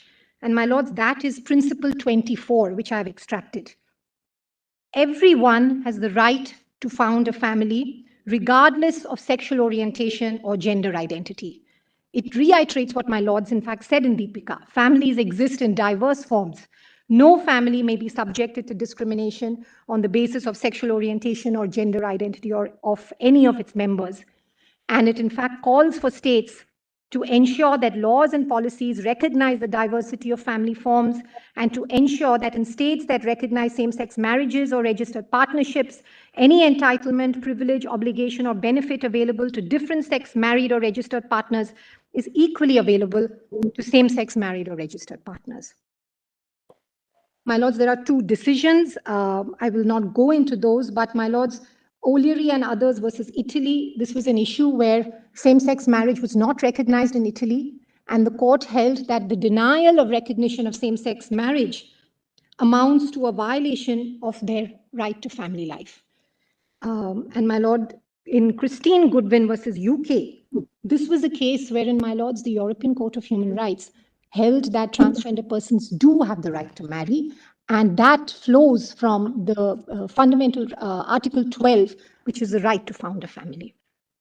And therefore, my lords, I would argue that we have to recognize that there is a fundamental right to family under Article 21, and in order to exercise that, the right to marry has to be granted. My lords, finally, of course, the Special Marriage Act and the manner in which it is construed presently by focusing only on men and women denies transgender persons the right to marry and have a family solely on the basis of their gender identity. That, my lords, amounts to a 15(1) discrimination on the basis of sex. My lords, before I go on to just my last para, I have given a proposed reading of the Special Marriage Act, which replaces men or women with persons or spouses. It's for my lord's consideration. It's there. It's in fact on the last page of the submission. Page 6, it is at the end of the submission. And my lords, so therefore my submission is that all references to male or female be read to as persons, and all references to husband or wife be referred to as spouses, to include all persons, irrespective of their gender and sexual orientation, and I have given a formulation of that. My lords, I want to just end with a reference from Navtej. My lords, ultimately, these issues of marriage rights, my lords, our argument is that it is marriage rights for all. These amount to ensuring that all of us have equal marriage rights, not just one group or the other. And my lords, this was, in fact, reiterated by my lords in Navtej. And if I can just refer to the last para, my lords, that is para 425, and I have quoted it. The struggle of citizens belonging to sexual minorities is located within the larger history of the struggles against various forms of social subordination in India. The order of nature that Section 371 speaks of is not just about non-procreative sex, but is about forms of intimacy which the social order finds disturbing.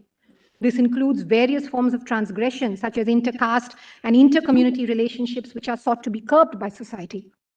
What links LGBT individuals to couples who love across caste and community lines is the fact that both are exercising their right to love at enormous personal risk and in the process disrupting existing lines of social authority. Just thus, a reimagination of the order of nature as being not only about the prohibition of non-procreative sex, but instead about the limits imposed by structures such as gender, caste, class, religion, and community, makes the right to love not just a separate battle for LGBT individuals, but a battle for us all. My lords, that's what I would was reflecting.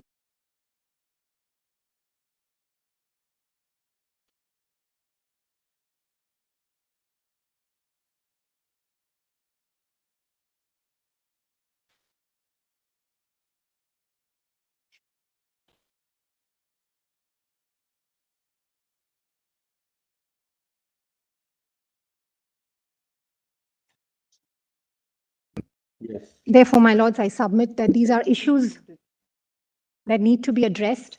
And I pray that. Thank you, Ms. Kothari. Thank you. My lords, I have also submitted, I won't go into it, I've submitted an article from the Cardozo Law Review on the right to family relating to same-sex relationships. It is there for my lord's reference. I leave it at that. Thank you, Ms. Kothari. Very grateful. Our brothers, Brother Call, Justice Brother Bhatt, we have about 4 minutes left. Should we come back after lunch and hear Ms. Dr. Gurswami after lunch, if that's all right with both of you? Yes, I think that's better because she is to take about 30 We'll have a, exactly. together, so it will give a best. So, Dr. Gurswami, we will hear you after lunch. Grateful, my lords. Grateful. Grateful, my lords. You brothers after lunch. Okay, thank you. Thank you.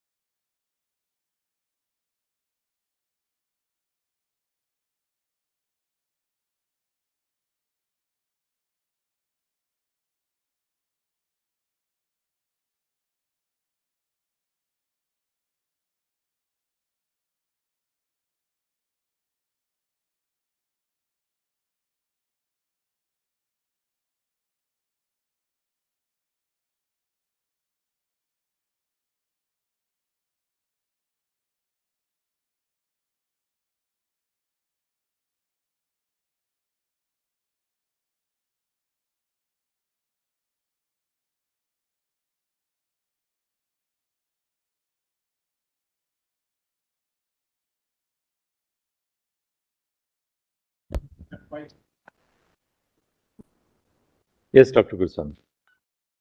My Lord, Justices Bhatt and Justice Kaul is here, my lords. Yes, Justice Kaul is joined. And yes, Justice Bhatt is also on screen. My lords. My lords, may I say that that was the most nerve-wracking lunch of my life. Why is that? Because, my lords, I was thinking about how do I sum up a conversation that perhaps Mr. Kripal, Ms. Kaju and I have contemplated having in this court for perhaps many decades of our life. That is why. So I went high on sugar and low on carb, my lords, at lunchtime. My lords, I am not going to belabor or repeat any point, and I assure you that. But I am going to make 5 submissions. My submissions have been substituted, as my lord knows that this is a different act. So these submissions are with regard to writ petition civil 1141 of 2022, Ms. Aditi Anand and others versus Union of India, challenging the Special Marriage Act. I also appear, my lords, today for DCPCR, the Delhi Commission on the Protection of Children's Rights. And their IA is 71983. Now, I will make 5 distinct points on the writ petition, and I will make 2 very short submissions on DCPCR's intervention. My lords have my substituted submissions, my lord. Yes. So this will do instead of the. Yes, my lords. It's a substitution. Comprehensive. It's not an ancillary, it's a substitution. Yes, you got it. There are long annexures because we did not have benefit of the compilation since this is a substitution.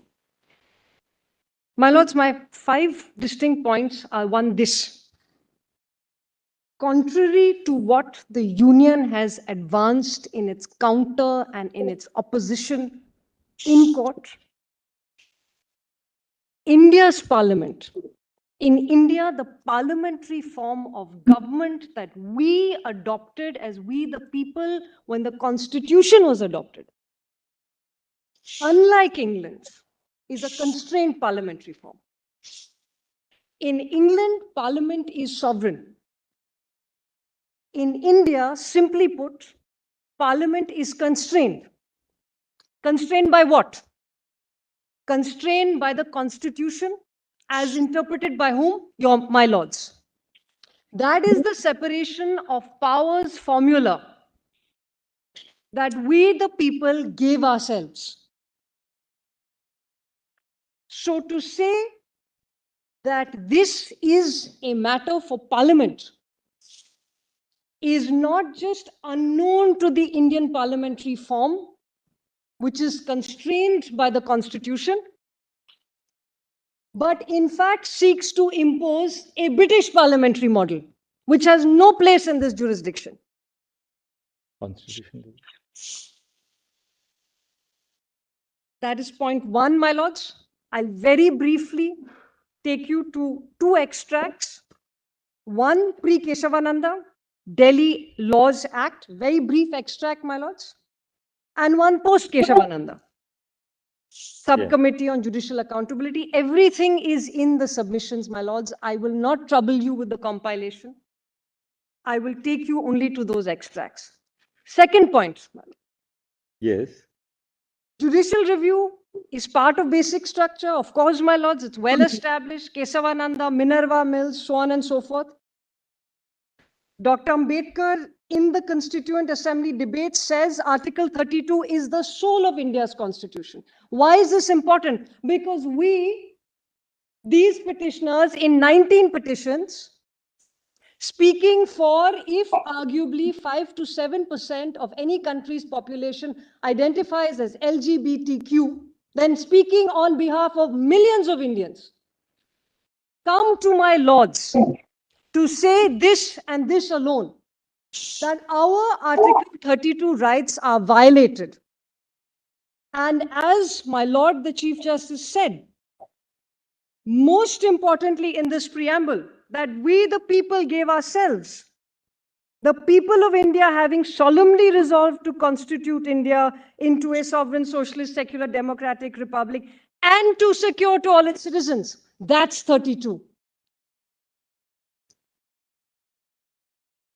So the government of India cannot come to court and say that we the people, and we may be a minority or a substantial part of this population, cannot come to court and say that this is a matter of parliament, because our Article 32 rights, the right of judicial review, is part of the basic structure of this constitution, of which this basic structure doctrine we have now celebrated 5 decades. Those 5 decades belong to LGBTQ people also. My lords, point 3. And again, I will only take my lord to the specific paragraphs. What is the point 2? My lords, point 2 is Article 32. All right, that's all. Yes, my lords. Is point 2, and I'll take my lords. That's also the second point of the written submissions, my lords. My lords have the index, so I won't trouble my lords with repeating any points that have been dealt with. My Lady Justice Kohli has the index also, my lady. Yeah. I'm grateful. Point 3, my lords. The union in its counter has said to us that they have a legitimate state interest in proscribing this nature of marriage. My lords, the Chief Justice, 9 judges in Puttaswamy, have interpreted legitimate state interest as specifically pertaining to national security, crime, innovation, and dissipation, prohibiting dissipation of social welfare benefits. That is the understanding of when can the state ascribe and highlight such legitimate state interest. This is point 3. Nowhere in these cases, in these petitions, does the state meet that heightened requirement. I'll take my lords to the 2 relevant paragraphs there, which are also in my written submissions. That is point 3. Point 4, my lords. In response to earlier questions on day 1 and day 2, we discussed that marriage was a bouquet of rights. And what is that bouquet of rights? The table of benefits, my lords. Very briefly, I'll discuss that. It's part of the written submission, so I won't belabor it. But these benefits include gratuity, provident fund, and my lords, dare I say, pension of judges, including Supreme Court judges, are all premised on the understanding of one thing and one thing alone: a spousal relationship created by marriage. We are excluded from all of that.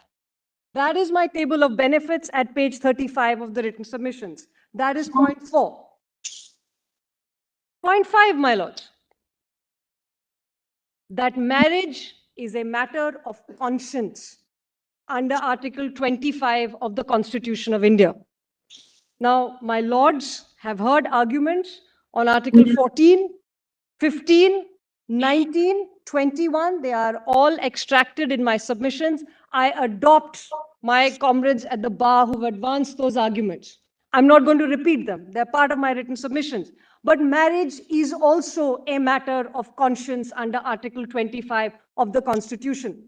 And that is my point 5. Finally, my lords, there is a workability table. I will not trouble my lords, but just to say that it is part of the submissions.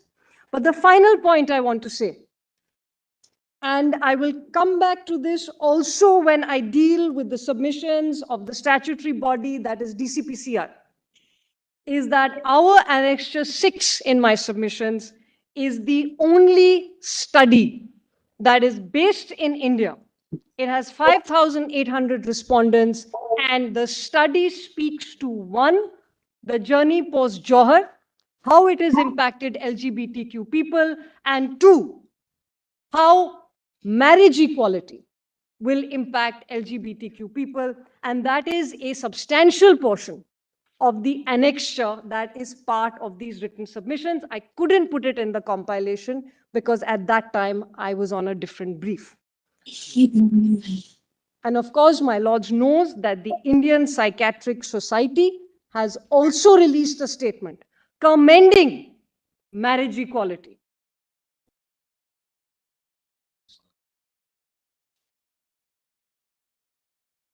My lords, may I first take you very briefly to the first submission, my lords. And I will only read very specific paragraphs, and I will not trouble my lords beyond that. That the Indian Parliament is a creature of the Constitution and does not enjoy unfettered sovereignty. May I only take you to one paragraph, my lord?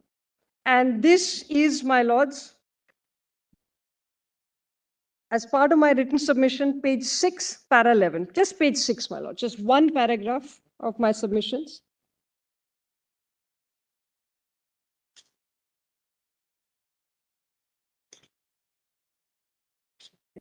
My lords have para 11, Yes. my lord? Yes. I'm just going to read from the middle of this paragraph. This is what your lordships in a 7-judge bench of this honorable court in Delhi Laws Act 1912. My Lord Justice Kaul has the submissions, my lord. Yes, Justice Bhatt? I have it with me. Yes. Thank you, my lords. In the middle of this paragraph, para 12, this is how your lordships and 7 judges in 1951 distinguish India's parliament from that of Britain. My lords say, the Indian Parliament is a creature of the Constitution. Its powers, rights, privileges, and obligations have to be found in the relevant articles of the Constitution. It is not a sovereign body, uncontrolled with unlimited powers. The Constitution of India has conferred on the Indian Parliament powers to make laws in respects of matters specified in appropriate places. The following sentence, and it is constrained in particular by articles found in Part 3 dealing with fundamental rights. But Dr. Guruswamy, Yes, my lord. the point really is that the fact that the canvas which is covered by these petitions also falls within the, or does fall, let me not say also, does fall within the domain of Parliament is undisputed. You cannot dispute the fact that Parliament has legislative power over the canvas which is covered by these petitions, which is entry 5 of the concurrent list. My lord. Because just let's see entry 5 of the concurrent list of the Constitution. Yes, ma'am.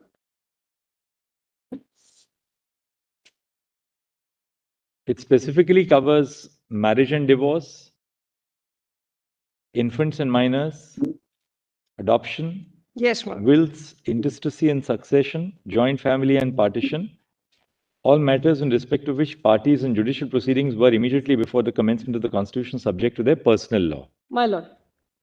Right? Therefore, entry 5 also recognizes the position that all matters which prior to the Constitution were a part of personal law fall now within the domain of Parliament under entry 5 of list 3. Therefore, there's no gainsaying the fact that Parliament does have. So, for us to say that, to accept the submission of the Union would be to transplant the British parliamentary model may not be entirely correct. You are right that the British Parliament, at least before the Human Rights Act, Yes. was untrammeled. It was a sovereign. It was an expression of the sovereign will Yes, of the people. And therefore, judicial review couldn't certainly extend to striking down a law. Even today, you have the doctrine of incompatibility. But equally, that really begs the question because our parliament has specific jurisdiction in legislative terms by virtue of Article 246, read with entry 5 of List 3, My lord. to legislate on this area. My lord. Now, the question which we really therefore have to pose is that if this is a power which is conferred specifically on the parliament, does the court then, where does the court really exercise jurisdiction? Very well. Which are those interstices which are left open for the court to exercise its powers? Therefore, I don't think we can take it that far to say that, as you have said in your first point, that to say that this is a matter for Parliament seeks to impose a British parliamentary form. That may be it may not be really a very correct way of stating it. My lords, may I respond with this, my lords? The argument, my lords, is simply this, that in these areas where there has been legislation, the Special Marriage Act, for instance, in these areas where there has been legislation, the Special Marriage Act, read in conjunction with well-established case law by my lords, both this nature of case, what is the function, what is the width and ambit of Parliament, along with cases like Puttaswamy and Johar, which my lords have made clear that fundamental rights cannot be trammeled. The argument is simply this, that these have to be read conjointly, that we cannot have a situation where the state, when it is remiss, either in discussing something, in creating that positive obligation that my lords have spoken about, both in Puttaswamy and in Johar. Dr. That my Guruswamy, lords, just yes, my on lord, the Justice same note, as on the same note, when you're casting a positive obligation on the lawmakers, just go back to the point of time of article, look at Article 17. It says untouchability is forbidden and it's an offense. It Yes. presupposes the creation of a law. And the first law that we had was in Civil Rights Act 1955. My lord. You're aware of that. Yes, my lord. But it was felt to be inadequate. What did the court do? Did the court step in and say this is wrong? According to you, it can. That's one situation. We are in a situation where there is no law, there is no Civil Rights Act, and something as assertive, as positive as 17, if we were to be enforced, how would the court deal with it? We are one step ahead and one step backward also. If it is forbidden and it's an offense, and to be an offense, you need a law. You understand that. Therefore, I follow. Horizontal right as well. Yes. So there is a concomitant, both things are to go together. That right has to be translated into law.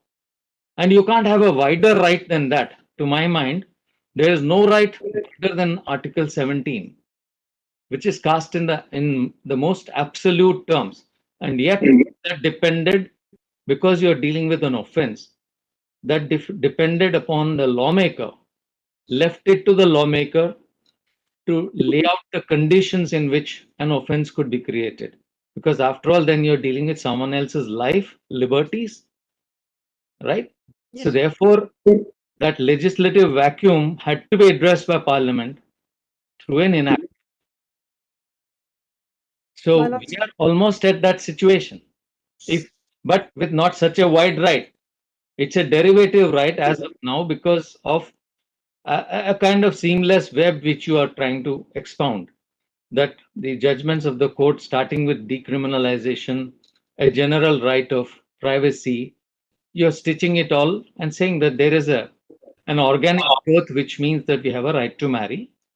Therefore, there is need for recognition. My lords, I follow, and I'm grateful, Justice, but I'm grateful. My lords, if we read Article 17, if I may, with your permission, untouchability is abolished and its practice in any form is forbidden. The enforcement of any disability arising out of untouchability shall be an offense punishable in accordance with law. So the text of the Constitution and the drafters made it incumbent upon the legislature to have an enactment, an act of Parliament that would in fact make this an implementable criminal offense. Even without that, you could have had it. Even without that, you could, even without those, in the absence of that term, it was still possible for Parliament to enact it. But why did they have it? They cast an obligation. Therefore, there are different kinds of rights in the Fundamental Rights chapter. Now, what you are saying is something which is now recognized as a right necessarily has to be translated into law. That is where I think the Chief Justice's question is very important. My lords, unless we create an obligation, because short of an obligation of that kind, how do we weave out an obligation or a mandate? My lords, my respect. Now take Puttaswamy itself. Puttaswamy really arose in the context of Aadhaar. When the Aadhaar challenge was laid before our court, Yes, my lords. then Attorney General Mr. Rohatgi argued that there is no right to privacy based on a judgment of the court, our court, which had held that there is no right to privacy. But then there were views, say, in Khadak Singh and following cases, which said that there is a right to privacy.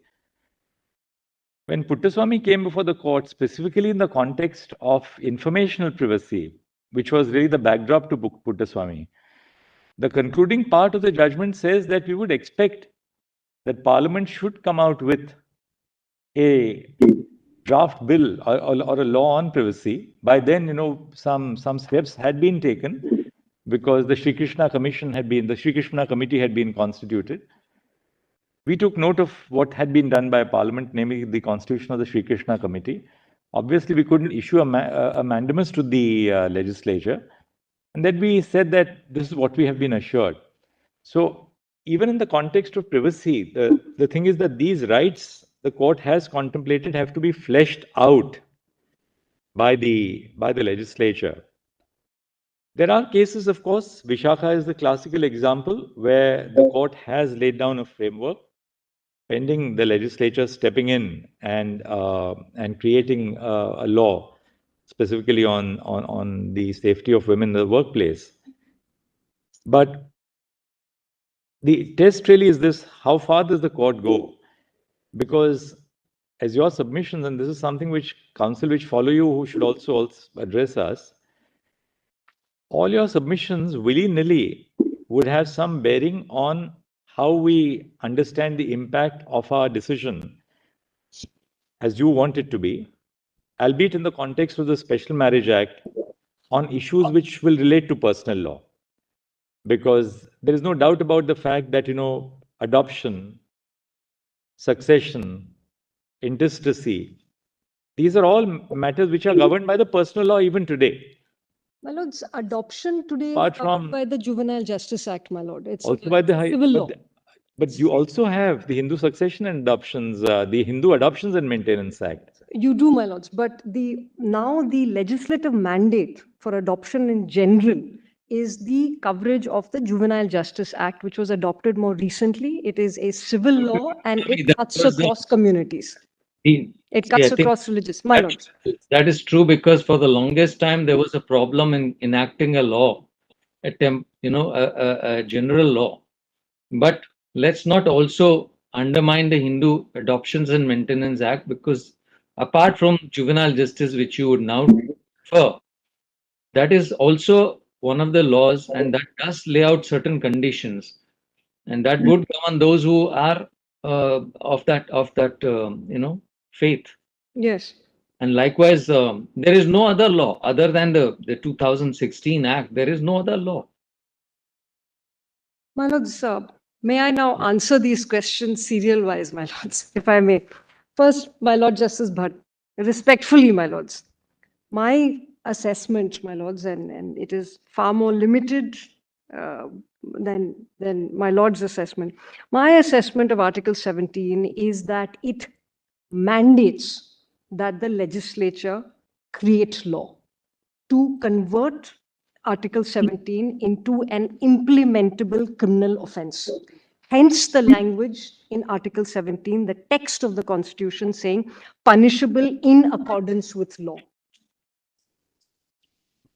Correct. And similarly, my lords, may I just add this, similarly, 21A, when I was, my lords, and this was perhaps the first big constitutional rights case I argued, the Right to Education Act, Article 21A, and we were before then Chief Justice Kapadia. And one of the points that Justice Kapadia made to me was that even pre-21A, even pre the legislative enactment, the courts had been actively involved in implementing and enforcing this right to education. And he took us through case law. He said, you see, this, 21A and the legislative intent only comes later. my lords have been that North Star, not just for LGBTQ rights. My lords have been that North Star in many facets of fundamental rights, pre the legislature walking the talk. So we don't ask for anything that special today. With respect, we only ask for a workable interpretation, my lords, of the Special Marriage Act.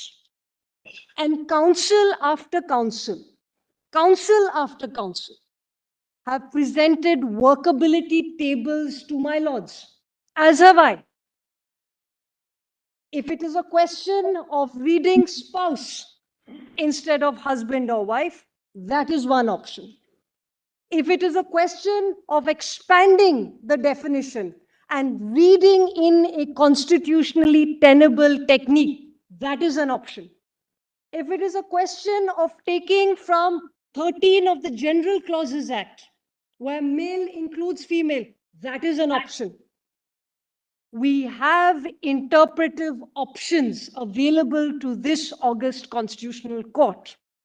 We only ask for a constitutionally tenable interpretation per Puttaswamy, per Johar, pre-Keshavananda, post-Keshavananda, including Keshavananda. That's what we ask. For our basic structure is also intertwined with Keshava and Minerva and what follows after that. That is the purpose of point number 1. We are not that discrete, that distinct, that devoid of basic structure that we will not be read into Minerva, Keshava, and the cases that follow.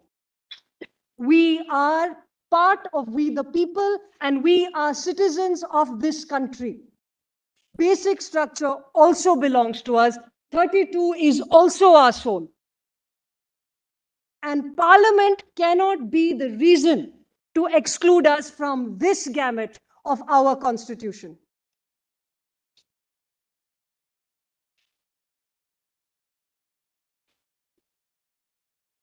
Please interpret it.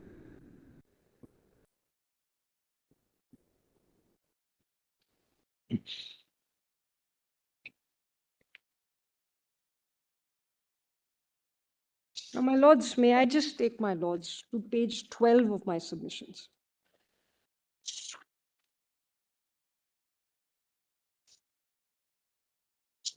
My lords, this is paragraph 23, where the preamble is extracted. And I just wanted to end on this point, which my Lord the Chief Justice had alluded to on day 1. Paragraph 24, the right to move this court for enforcement of fundamental rights under 32 gives effect to the phrase "to secure to all its citizens." That Parliament is a creature of the Constitution and is bound by it. And within these submissions, my Lord, and I'm not going to belabor this, but if my Lords just turns to page 14 of the submissions, and this is from, as my Lord said, Puttaswamy, which originates from Aadhaar, but makes a very important point of constitutional principle. Whether it's with privacy or whether it's with Aadhaar, but it is a point of constitutional principle that 9 judges of this August Constitutional Court made. And may I just read those 4 lines, my lords, on page 14, paragraph 144. The purpose of elevating certain rights to the stature of guaranteed fundamental rights is to insulate their exercise from the disdain of majorities, whether legislative or popular. The guarantee of constitutional rights does not depend upon their exercise being favorably regarded by majoritarian opinion. And my lords, when Dr. Ambedkar was confronted with exactly this question, whether Indian society was ready for the reform that is the Hindu Code, and what about a majority and how does a majority feel, he said this. He said, that it is not a question of numbers. It is not a question of majorities and minorities. It is a question of conscience. I would submit, my lords, that by insulating fundamental rights from the whims and vagaries of majorities and minorities, this constitutional court has created a constitutional principle that Dr. Ambedkar called conscience. My lords have called insulating their exercise from the disdain of majority. From 1951 to Puttaswamy in 2017, from Dr. Ambedkar to Puttaswamy in 2017, the thread of conscience being the test for fundamental rights is a haloed constitutional principle. The chairperson of the drafting committee felt so. My lords have felt so. That there is certain basic rights that are not subject to the whims and vagaries of either a legislature that does not create that positive enactment, which the Supreme Court of the United States in Obergefell said that constitutional conversation is a continuing one. Dr. Guruswamy, you are right in asserting that marriage itself is a bouquet of rights. And you identified three: gratuity, provident fund, pension. Actually, it doesn't stop at that at all. I think the most important social security which is provided to spouses between each other, Yes, my lord. apart from, of course, the spousal comfort and consortium, is your entitlement upon the death of a spouse, say in the case of a motor accident or natural death. Yes. Now, if we declare, as you say, using the SMA, that, substitute the word spouse for husband and wife, or substitute person for man and woman, for the moment, take it for the granted, that's a simple act of reading up or reading down the statute. But then can we stop at that today? Can we stop at that and say that, look, we'll go so far and no further? What happens, suppose there are two Hindu women who have then married, or there are two Hindu men who have married, and you have one of them dies. Can the court today then say that we will not go into what will happen, suppose, in the case of intestacy? Because there the Hindu Succession Act says, in the event of a Hindu male dying intestate, property will devolve in the following manner. But there's a clear distinction between what a woman will get, what a man will get. When a woman dies intestate, there's a different line of succession. Yes. How does the court today, if we have to go into this, how does the court avoid getting into other issues which are necessarily intrinsically interlinked to what you are arguing? See, so long as you are dealing with broader issues like dignity, the right to family life, that marriage is an essence of human dignity, that people are not trying to denigrate the institution of marriage, but trying to benefit from the institution of marriage. Why should it be confined only to heterosexual couples? That's conceptually the easier terrain for the court to cross. The difficulty is, once you cross the terrain, there's no stopping then. The court necessarily has to... Just a follow-up question. I think what I would also echo what the Chief Justice is saying.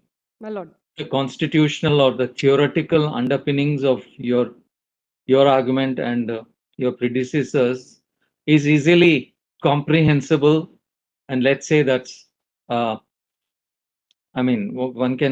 an achievable target as long as we confine ourselves to that.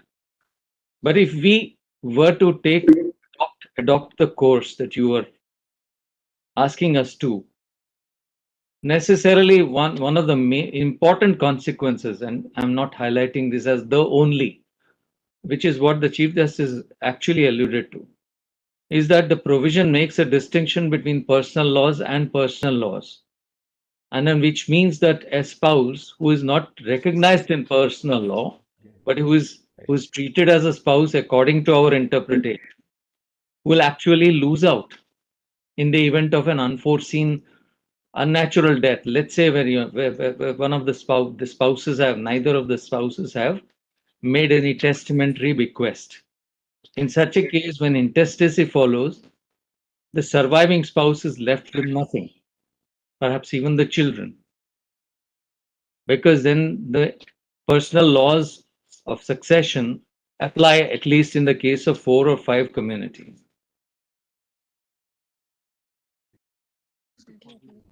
According to this very enactment. Yes.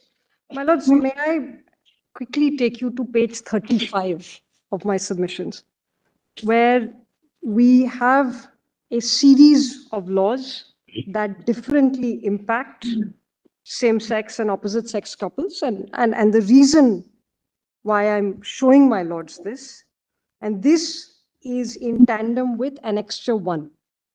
Page 74 of the submissions to 102, this is an exhaustive list. Now, the reason why I'm showing my lords this is, my Lord Justice Bhatt, in principle, my lord, I already have the principal protection of the courts. I have Puttaswamy and I have Johar. That's exactly the point. Yes, No, yeah. but my lords, the problem with being protected in principle is that principle is not enough for the business of life. We entirely agree with you. There's no doubt about it, Dr. Guruswamy. You're absolutely right. You're spot on. I mean, that's exactly the cause of worry for us also. Therefore, See, my lord, declaration is the first step.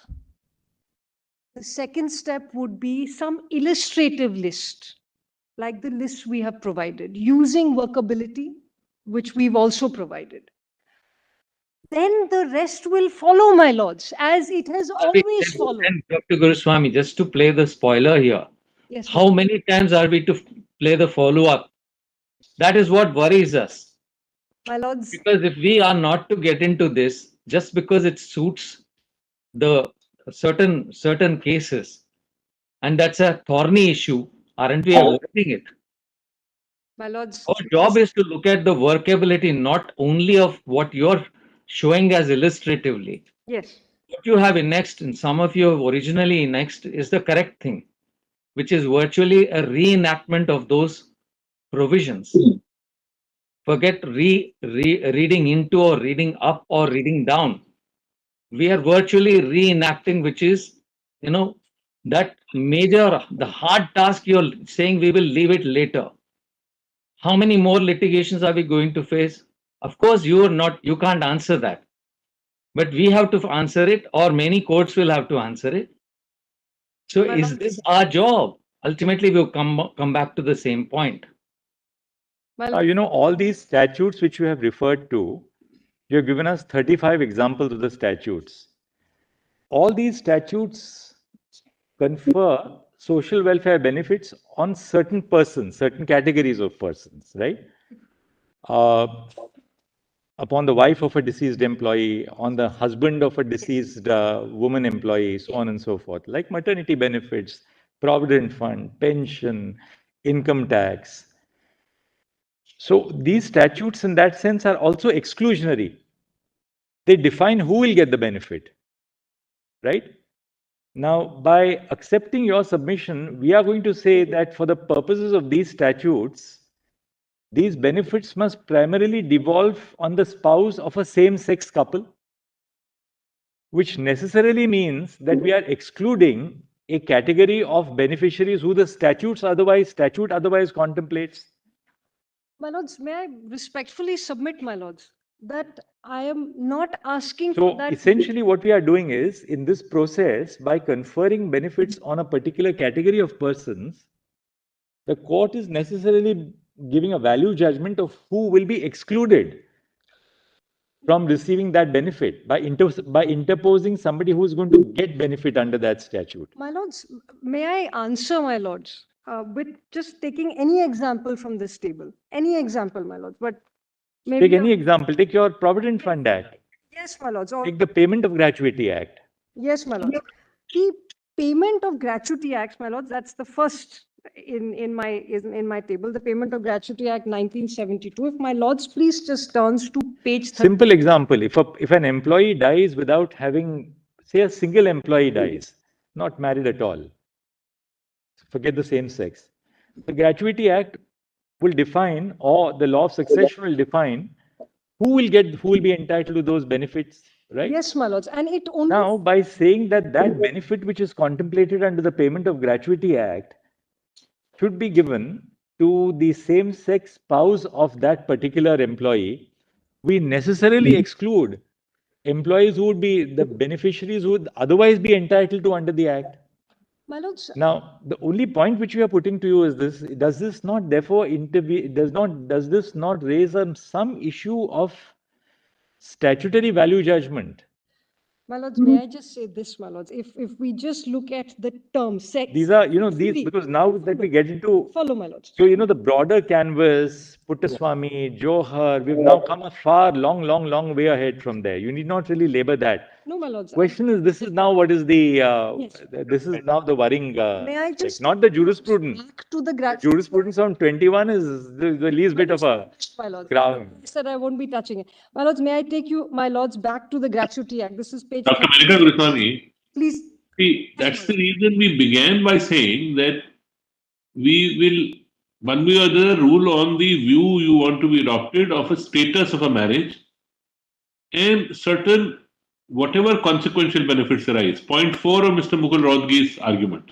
I bow down, my lords. Beyond that, This is when you exactly get into the nitty-gritty, and I agree with the Chief Justice, it becomes very complicated exercise. And it is an inclusive methodology and exclusive methodology both, creating different rights. How can all these scenarios, the complete painting, if I would say, be painted in advance? That's a difficult exercise. My lords, most of the examples that are given in the submissions really involve only a re-understanding of the marital relationship. That's it, because all of them, the Gratuity Act, the Provident Fund Act, says the benefit goes to the surviving spouse. So here, the technical leap that needs to be made is not much, my lord. It is only about who can be married. The moment we are read into the SMA, then these statutory requirements are satisfied. Because, for instance, the Gratuity Act says can only nominate his / her family members as a nominee, and any nomination outside the family is void. The explanation says married, children. These are the nominations. So, my lords, all that we would humbly request, there is just a reading in to who can marry. The moment we are read into the SMA, then these problems dissipate. And that reading into the SMA is a declaration by my lords.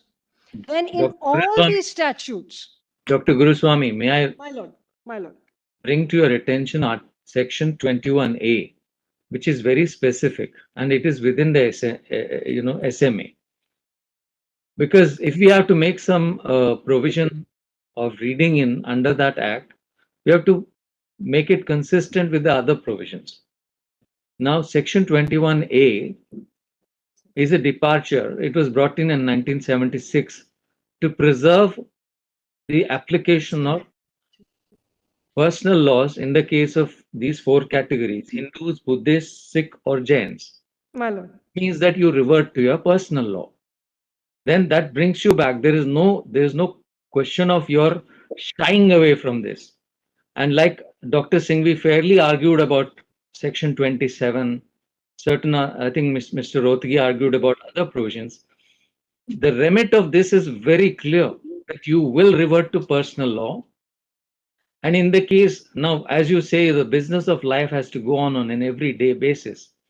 Now we, as arguendo, we declare that man includes woman or whatever, and we say spouse. What happens is, what could happen is, if tomorrow somebody dies due to an unforeseen circumstance like an accident. If it is an accident, there is no intestate there is no testamentary, disposition, and let's say assume there is no will. Then necessarily you will revert to the Hindu Marriage Act, Hindu Succession Act, and the order of succession will have to be in accordance with that. The surviving spouse will be deprived. We will have to make sense of this, and I'm drawing this to your attention because even if we accept your argument about section 4, all this will immediately stand up.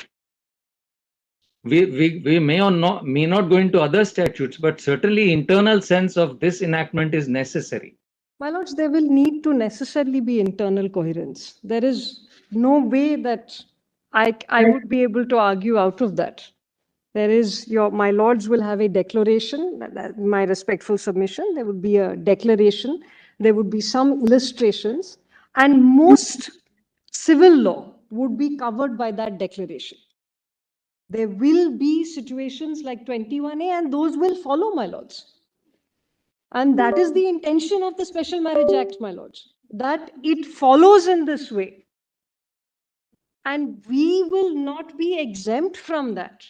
There is no category of citizens that will not have to necessarily follow how the Special Marriage Act devolves in all its parts. It is one law for all, my lords.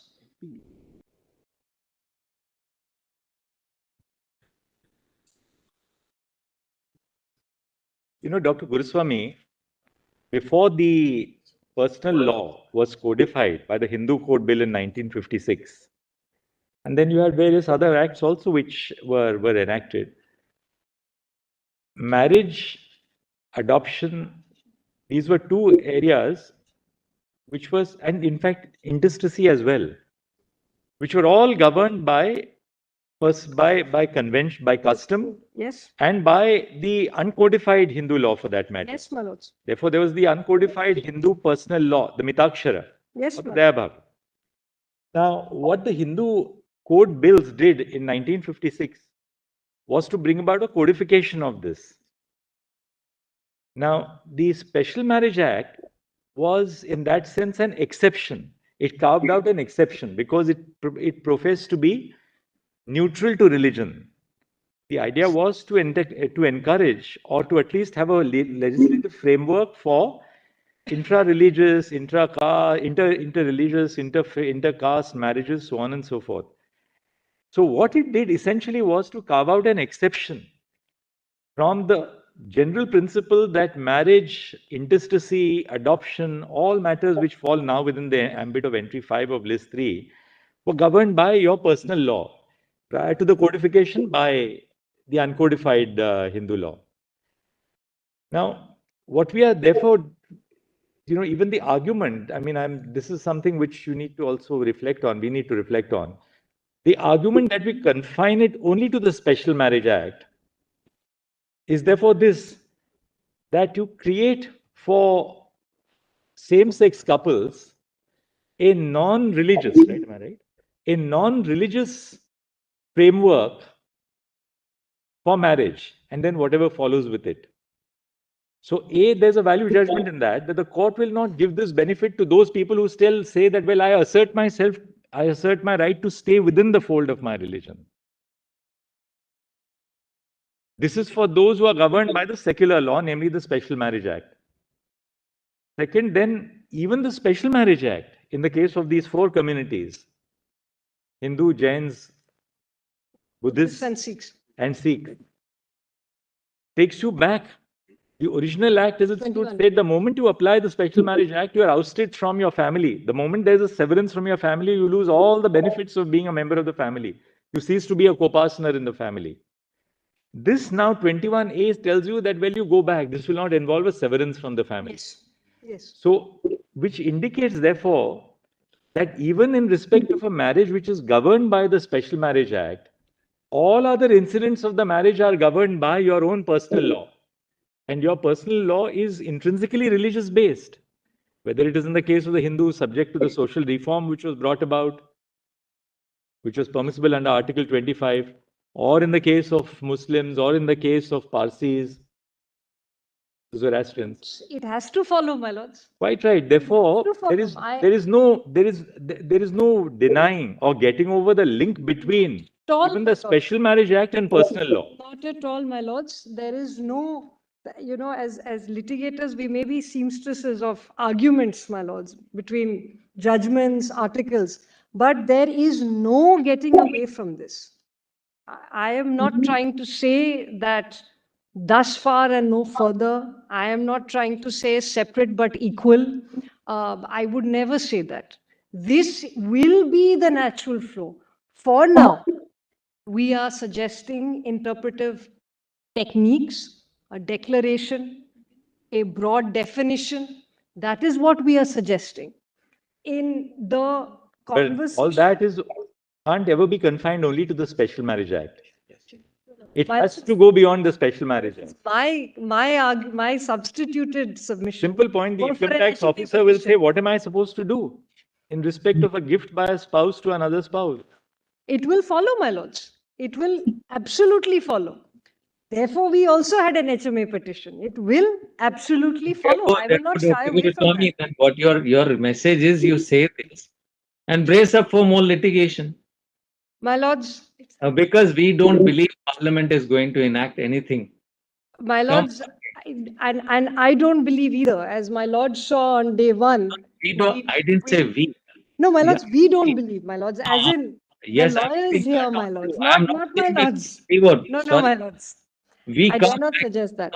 just in the same vein. Then Yes. are we to speak for the entire? Are you to speak for the entire community of the people who are before us? Are you truly representative? There may be diversities. There are diversities. Certainly, my lords, there are There only unheard 19 voices petitions who may before my want to lords. preserve. There may be unheard voices who may want to preserve their way of life, their traditions. I'm not talking of the general population. I'm talking Yes. of in the communities that you represent, that they do not want a break from their traditions. And yet, the moment we secularize this and go one step further, we assimilate this and constitutionalize it, as it were. My We are, lords, we are in denial of their rights. my lords, respectfully, those who wish to participate in this new definition of the institution may participate.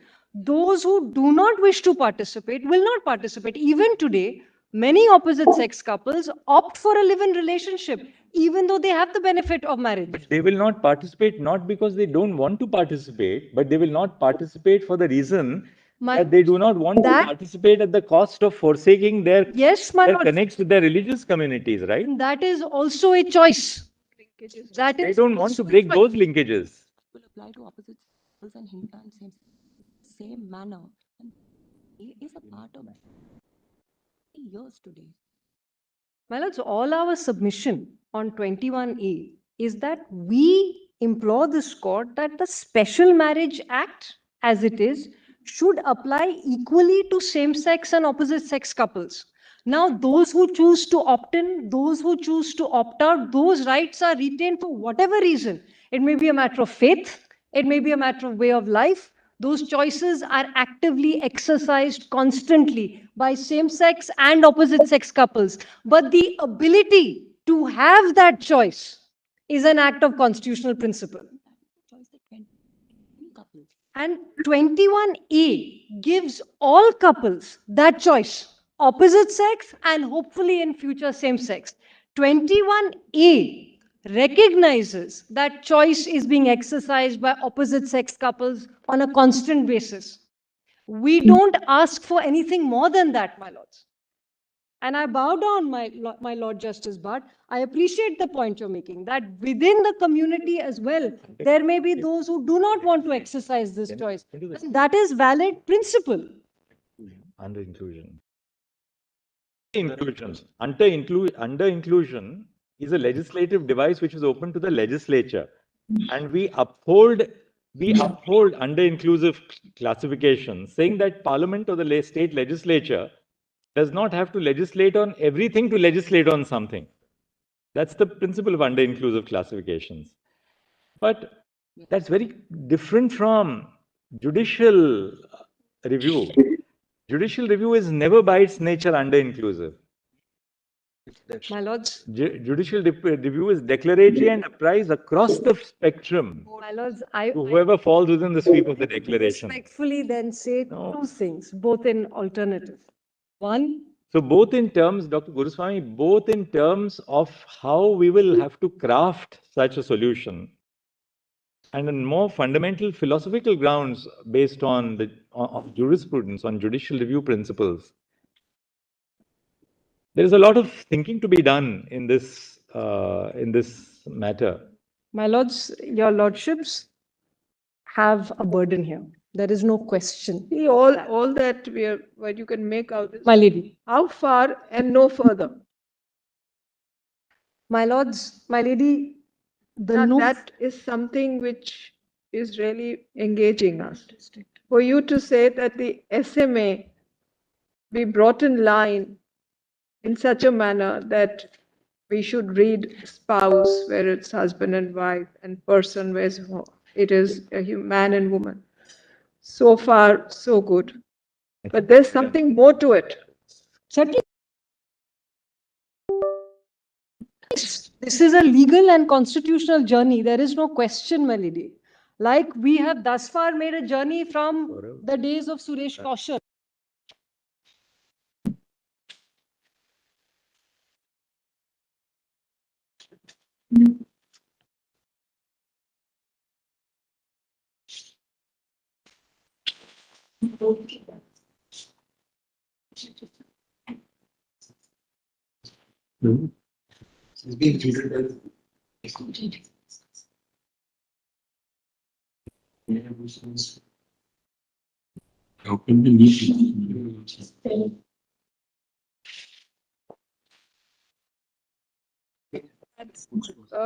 Expecting the court to take that step, the one step further and stop at that? No, my lady, our respectful submission is a declaration that expands the definition of marriage, that makes it more inclusive, as has always been the case with the laws of marriage in India, that there has always been an opening up of who can you marry, intercaste, interfaith. And what after? My lady, then we will have specific provisions that this would be applied to, and then that is part of the journey. And all the rights and benefits of marriage, if a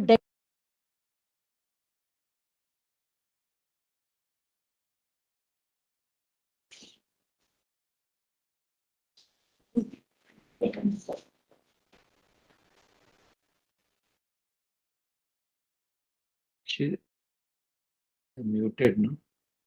They're muted. Can't hear, no? Yes. I can't hear her. Sorry, Ravi, sorry, Sanjay, we lost. We are losing the benefit of having a little chat with you on the dais. So sorry, sincere apologies. We'll talk later. We'll talk across from once we've gotten up at 4 o'clock. Oh God. So sorry. Well, not a phone call. No, that's okay. We'll continue. Yes. Talk later. Dr. Guruswamy, can we suggest one thing? Yes. We've placed our perspective on on certain issues of the matter which are difficult. We'll break here with your submissions. Maybe you can reflect on it and give us a 2 or 3 page note on this. Just sort of put your thoughts together and give it. That will really help us. So we'll go on with now. We'll take up Mr. Saurabh Kripal and then Ms. Grover, because they have a little time to also reflect. And thank you, Dr. I'm very grateful for patience. Thanks for your formulation. Yes, Mr. Kripal. No option but to address this elephant in the room, which has been raised on workability, Miliz. I think that's correct. But Miliz, I say 2 or 3 things. First, Miliz, Guruswamy alluded about lunch. I was hoping that there is this study in Israel which says that after lunch, judges are more liberal in granting relief because eating food just satisfies me. There's actually a study. I was hoping that will carry on now after lunch. But Miliz, in terms of workability and the issue at hand, the question is how far and how much further do we have to go? This is just any other case at the end of the day. It may mean a lot for all of us personally. It may mean a lot for many other people in the community as well. But at the end of the day, my lords are discussing a list which is before my lords. Someone has challenged the provisions of the SMA and the SMA alone and no other act. My lords will therefore decide the constitutionality and mold the relief accordingly. If somebody comes with a petition of the HMA, ABC thing, the doctrine of precedent as earlier evolved, including this case, will then be applied to that case in future and say, well, the necessary implication is that yes, gratuity must also be given to you because we have so held in superior, or it is not possible because that is the difference between parliamentary functioning and judicial decision making. Parliament has the power and the jurisdiction in one go to have a complete understanding of everything. That does not mean that when there is an infraction of fundamental rights, and I think we must remember that this case is about marriage equality, and we focus constantly on the positive aspect of Article 21, Article 21. There is a very important Article 14 right as well, saying that if heterosexual couples have the right to get married under the SMA, and if you do not include us, non-heterosexuals, within the domain of the SMA, there is a violation of Article 14. What is the consequence of a normal violation of Article 14, or indeed any violation of any article in Part 3? Article 13 has the answer. Article 13 says, my lords will strike down the act. So if my lords holds that non-heterosexual couples have a fundamental right to marry, Article 21, but also have a right not to be discriminated against, because the moment the state recognizes a right in the heterosexual community and says you can have it but you cannot, the obligation normally is to strike down the act. So my lord, under Article 13, my lord will see Article 13. Yes, of course. So what is it that we're asking my lords to do? We're asking my lords that normally you would strike down the entire SMA, because that is the consequence. If heterosexual marriage is permitted. Answer this in terms of the previous question. Yes, well, so I'm saying so what we do. Under inclusion in Article 14. Well, the question is whether they will be under inclusion or not. In certain circumstances, under inclusion is permitted. I would say this is one of those cases, sex being part of sexuality, part of Article 15. It is by virtue of the fact that it's a suspect category of classification, they can never be under inclusion on the ground of sexual orientation. That is the argument that has already been made. There may be cases when my lords can underclassify on certain grounds.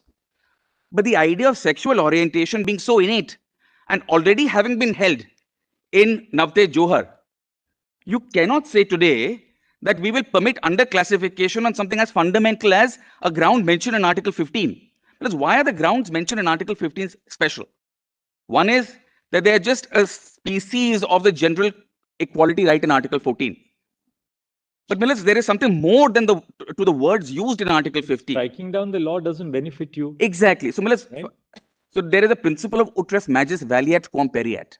Millis, that is why we are asking for reading in or reading up. These are legislative, these are interpretive devices to save an act from unconstitutionality.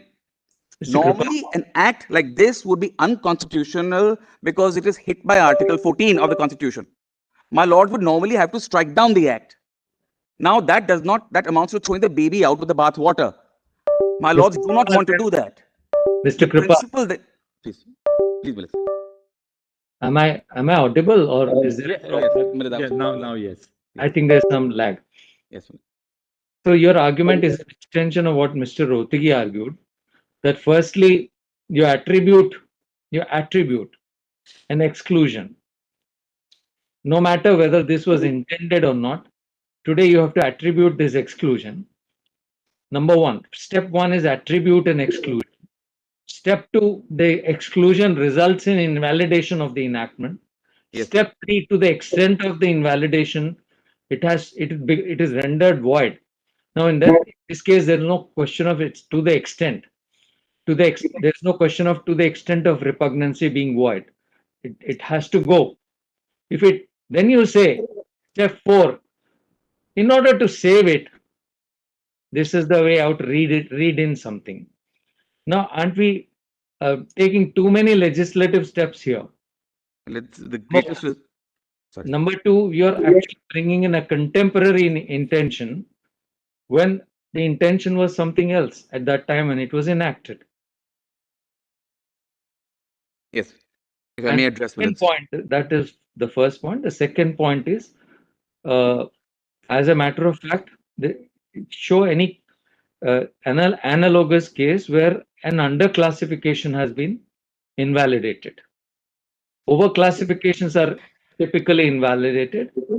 under classifications, of course, we have a new matrix now, but under classifications usually have been upheld. Yes, Milad. Milad, in the question of the fourth step. Yes. I'm Yes, please go on. Please. Yes. Justice Yes. Bhatt. Go ahead. Yeah. No, Justice Bhatt was asking, but I was just informing Justice Bhatt that Yes. learned judges was Yes, referring. Mr. Kripal. My Lord says that there is a four-step process. Well, I would submit that this is a very classical four-step process. There is nothing unusual in what I'm suggesting. Every time the doctrine of reading down is undertaken, there is a similar process that happens, which is there is a finding of invalidity. To that extent, it is or is not, or the entire act is void, is determined, and then an interpretive device is used so as to save something from the vice of unconstitutionality. But the problematic part is the first point my Lord made, Justice Bhatt, about we are attributing that there is an inconsistency. Well, yes, because Article 15 and 14 analysis requires the examination of the effects doctrine. What is the impact any law has on the rights of a person is something necessarily which is required to be done when a violation of Article 14 or 15 is to be examined. And it's very clear in this case that by failing to recognize marriage equality and therefore treating and giving certain rights which follow from the SMA, and more than anything else, the recognition by the state of the recognition of your relationship and giving the sanctity of the authority of law to that relationship has a devastating effect on the dignity of an individual as well as the substantive rights of the individual. So, well, to say that we are attributing an exclusion, we don't need to. It's writ large. The fact is, the operation of the law as it stands today has a disparate, disproportionate impact on opposite sex couples or non-heterosexual couples directly hit by Article 14. So, well, if that happens, I fail to see how we can simultaneously retain an act which gives rights to people who are identically placed like us, but does not give a right to somebody else. For instance, Milad, I ask myself, if Parliament were to enact a law that says that people can get married under the SMA only if they have certain property in hand, and they do not have other property. So non-property classes, the way voting used to be, Milad, at one point of time, certain requirements are added, and those additional requirements, a section can be framed positively or negatively. And I'll take my Lord to one judgment in Romer and Evans in the US Supreme Court.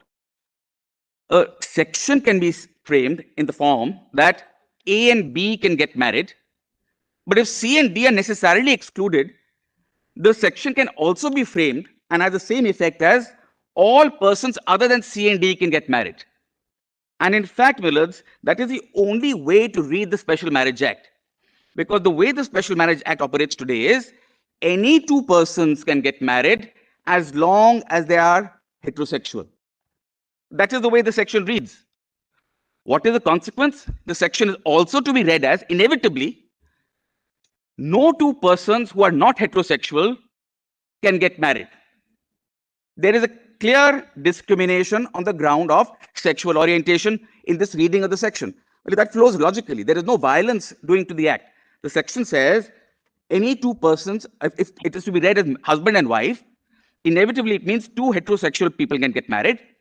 Next consequence, two non-heterosexual people cannot get married. Now the question is, can the law countenance, can the Constitution countenance this form of invidious discrimination against non-heterosexual persons? I would submit, and I'll take my law to the Lords to the test in this, because there's a holistic reading of 14, 19, 21. Sometimes there is an overemphasis on 21. But the reason we're also here, and we call it, I repeat, the marriage equality cases, that the moment heterosexual people have a right, you cannot say, well, let's not the good be the perfect or the enemy the perfect. We can't give you everything, so we'll give you nothing. That, Millards, cannot happen. In the march of constitutional law and the march of interpretation of the Constitution and our rights, it cannot be said that it's an all or nothing approach. It may end up being all, and I hope it does. But it does not mean we do not take the first step. And Millards, that is how judicial functioning happens, by precedent. My lords will decide the list at hand, the issue at hand, determine what are the rights at stake, give a finding. If that has an effect or impact on another case, then that will be decided in the other matter. Well, in 1950, the Constitution promised equality of sexes. In 1950. Are we not still coming to court in 2023 saying that there is sex discrimination? Or are we supposed to say, well, everything was given, we will give one judgment in 1950 that henceforth all rights given to women, men are to be given to women as well. That's not how a decision-making process works. That's not how litigation works. We come back on a case-to-case basis and there's nothing unusual about this. So what we are saying is, if you do not read the word spouse into Section 4 of the SMA, then the section is bad. My lords will see Section 4 with me. Different lane.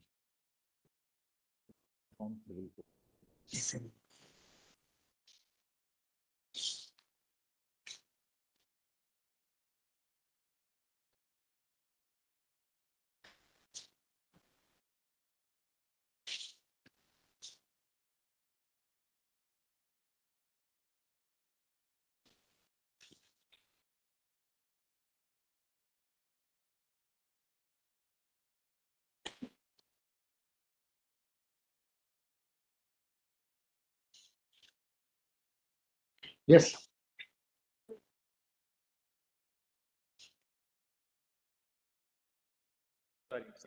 Just I was asking me to commence, resume, but I was. My lords will see Section 4.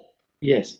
And what is the argument if our declaration is not to be given? The word person will have to be read as a heterosexual person. Notwithstanding anything contained in any other law for the time being in force relating to solemnization of marriages, a marriage between any two heterosexual persons, because everyone else is excluded, heterosexual persons may be solemnized under this act. Can that be countenanced? Because what we are saying is any two persons must include both heterosexual and non-heterosexual persons. And therefore, if you are to restrict by any form of interpretation, the two people getting married under this act to heterosexual people alone, then the act is bad. And well, it's some form of a charging section and every other is a machinery provision. This section is the heart of the act. If our marriage is recognized in Section 4. Can we say that the intent by Section 4 was to cover same-sex couples? No, Milad, of course it wasn't. It wasn't, right? Milad, no question about it, because this is 1954 legislation. Of course it wasn't. Yeah. Milad, I asked myself a question. Then the number of times my lords have struck down or read in matters, whenever my lord reads in something in a statute, you don't ever go by what the original intention was. The doctrine of reading in is not some form of finding the original intention and giving effect to that original intention.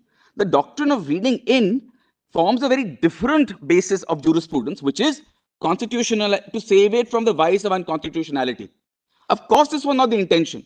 But today, the Constitution and today's reading, a statute is governed by the original intention of the parliamentary lawmakers. The Constitution is not. We do not have the doctrine of original intent in our Constitution.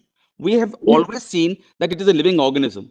So today, my lords are interpreting certain articles of the Constitution, Part 3 of the Constitution, 14, 19, 21.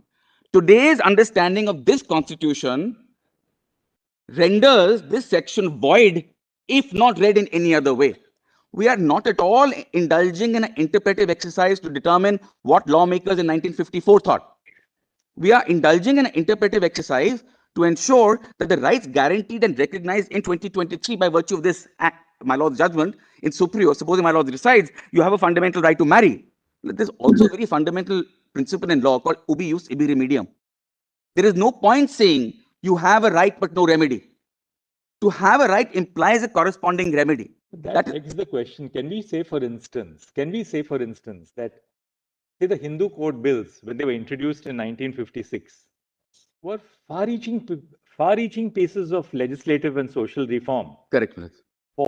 Because the Hindu code bill, recognized by and by, of course, with the amendments, co-parsonary, equal rights for women. Yes. In succession, in intestacy, by recognizing that the widow will have an equal share with the children. But not the right. But now, can we therefore say, can someone else say who does not belong to the Hindu community, that because this right of equality is recognized only in the Hindu Code Bill.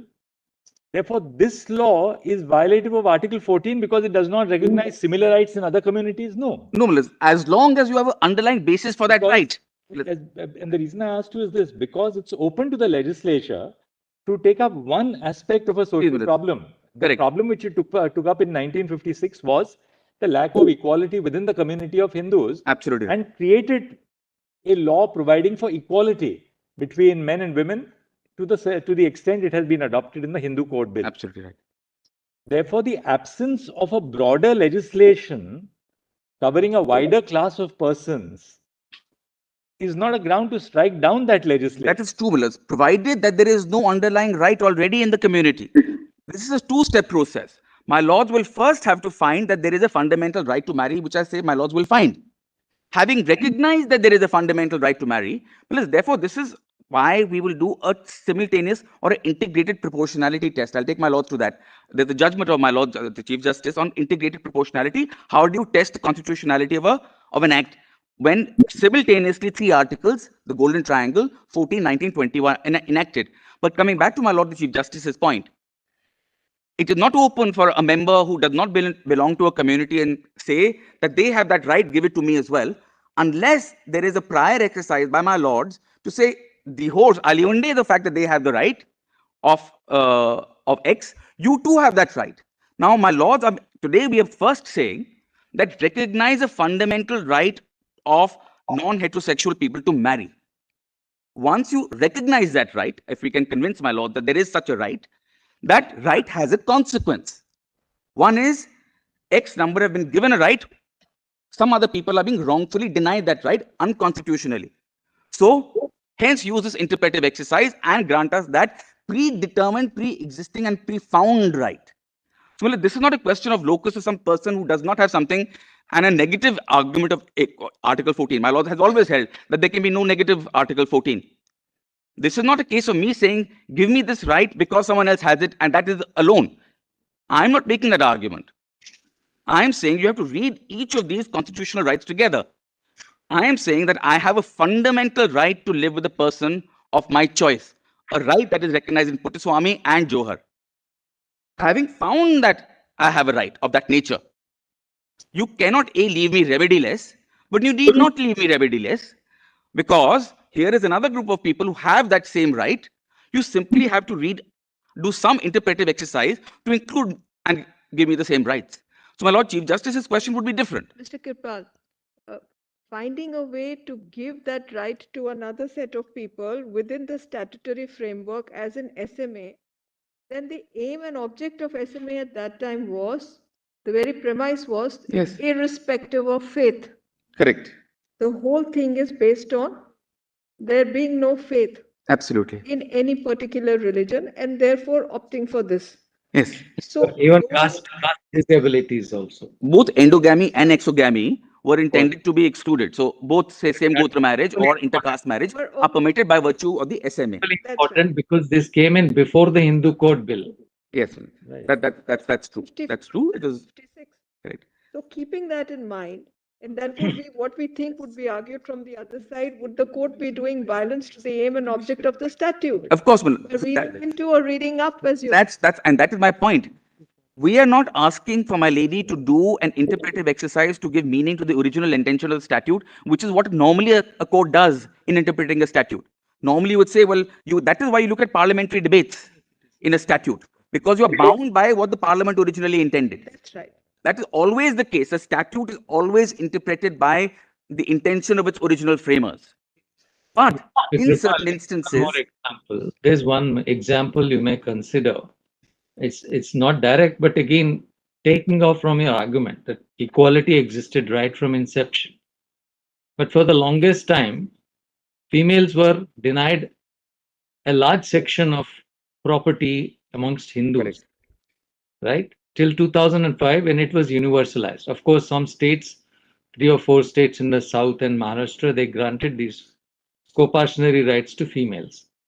And yet we had no qualms enforcing those disabilities, nor even excluding, married people from certain rights towards their father's properties. Correct. Why? That too is an elephant in the question, in the room today.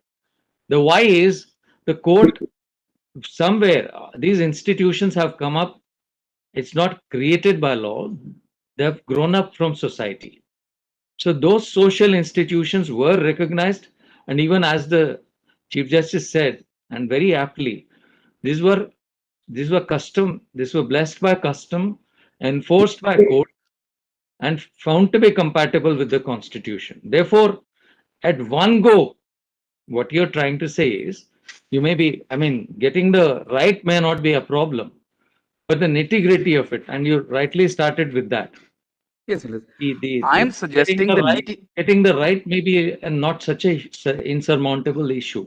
Hmm. Getting to the other part, making it workable. These are all the, not one, many, a herd of elephants in the room, which you will have to address. Yes, Lilies. So coming back to this question, Lilies, the nitty-gritty versus the recognition of the right. So Lilies, first thing I say is, there is a constitutional obligation on this court. Having found a right, you cannot say that because of legislative draftsmanship, your right is effaced. Because that will necessarily be the argument that the legislature has created so many hurdles in the free exercise of a fundamental right that your fundamental right itself ceases to have meaning because it cannot be enforced by court.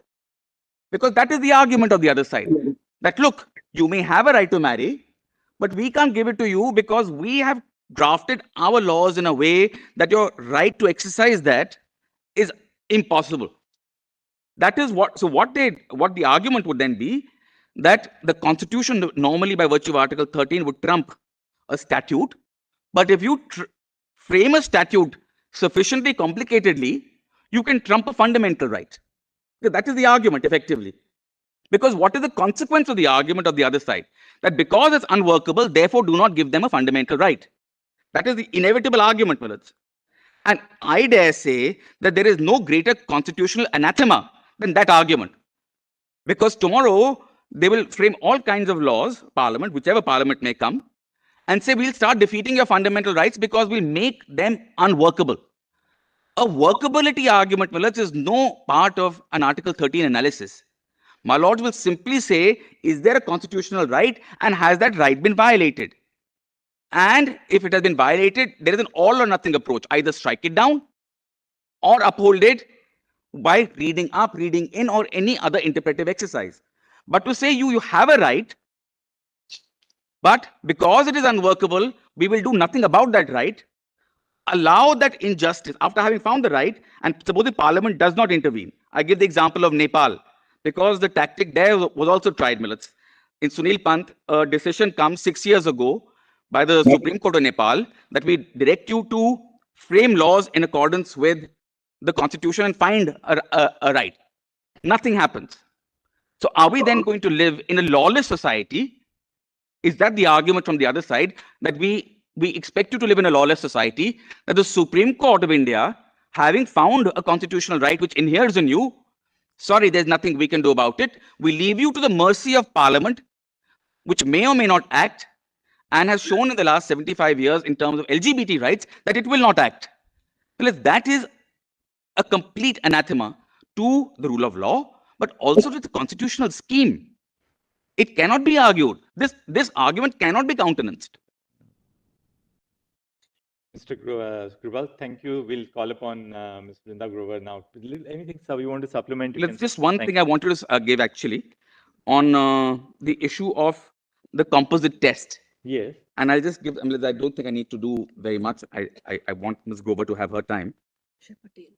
What I have done is given a copy of the relevant extracts of judgments in my note.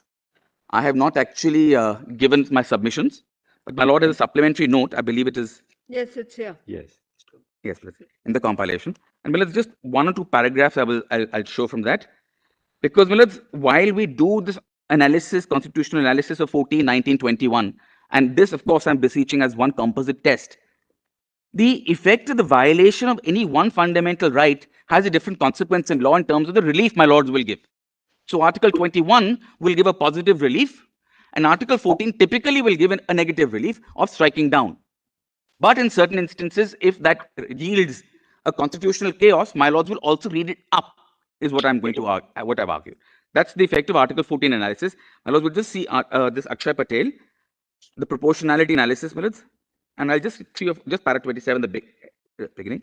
Adopting proportionality analysis not only provided a formal structure through abstract rights litigation can be analyzed, but it is also, when applied properly, has the potential to improve the quality of judicial reasoning while protecting individual rights, as noted in Aadhaar. My lords will leave this, come to paragraph 30, para 30, where it says, this is when used, I'll just, in Puttaswamy, turning the page, on the top of the page.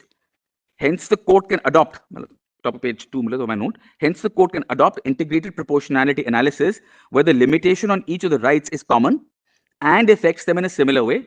So I would submit that in the present case, that is very clear. Both my right to expression under 19(1)(a), my right to equality under 14 and 15, and 21 dignity rights are affected in the same way. Namely, I'm not allowed to get married. And so there is a 4-pronged test which is given in paragraph 31, Romans 1, 2, 3, and 4. Is the measure in furtherance of a legitimate aim?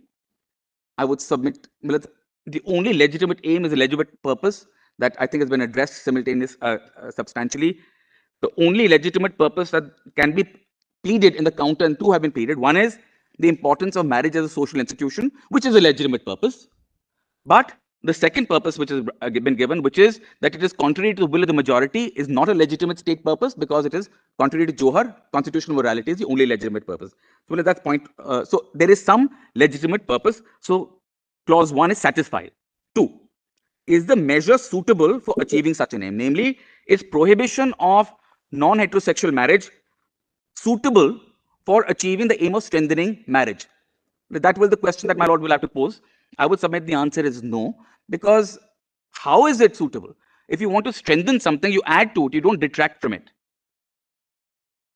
I'm just going to speed through. Point 3, is the measure necessary for achieving the aim? Answer, clearly not. You do not, is it necessary, is excluding non-heterosexuals from the idea of marriage necessary to strengthen the idea of marriage? Answer, no. What you have to do is ban divorce. We talk of personal law.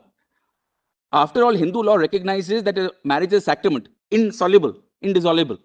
Yet, divorce is permitted. So, if you really want to strengthen the act of the institution of marriage, then you have to stop divorce. More importantly, Millets, if non-heterosexuals are excluded from getting married, what happens? Typically in our society, lavender marriages.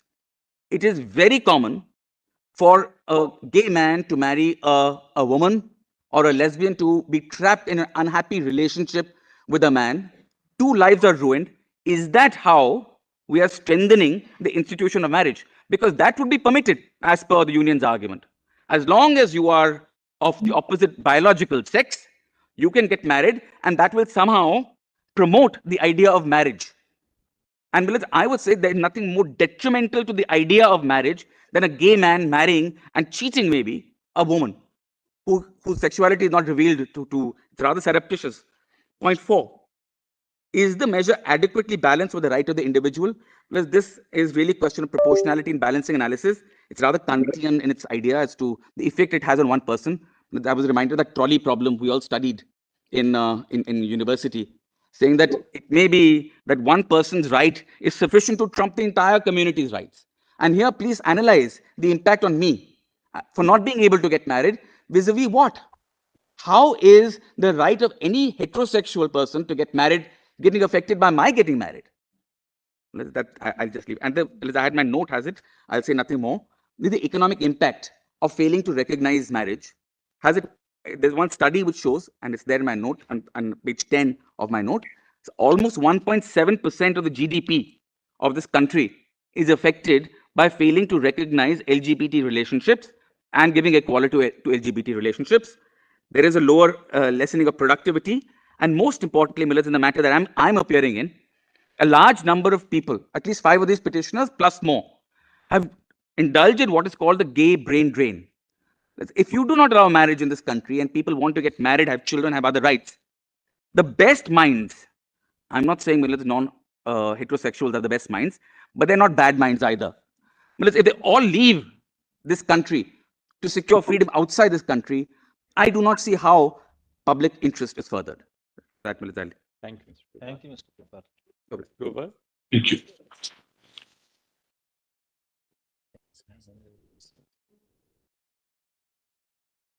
Please, my lords. My lords, I represent,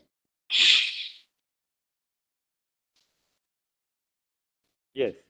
my lords, I represent petitioners who are a little different from the nature of petitioners who have been heard till now.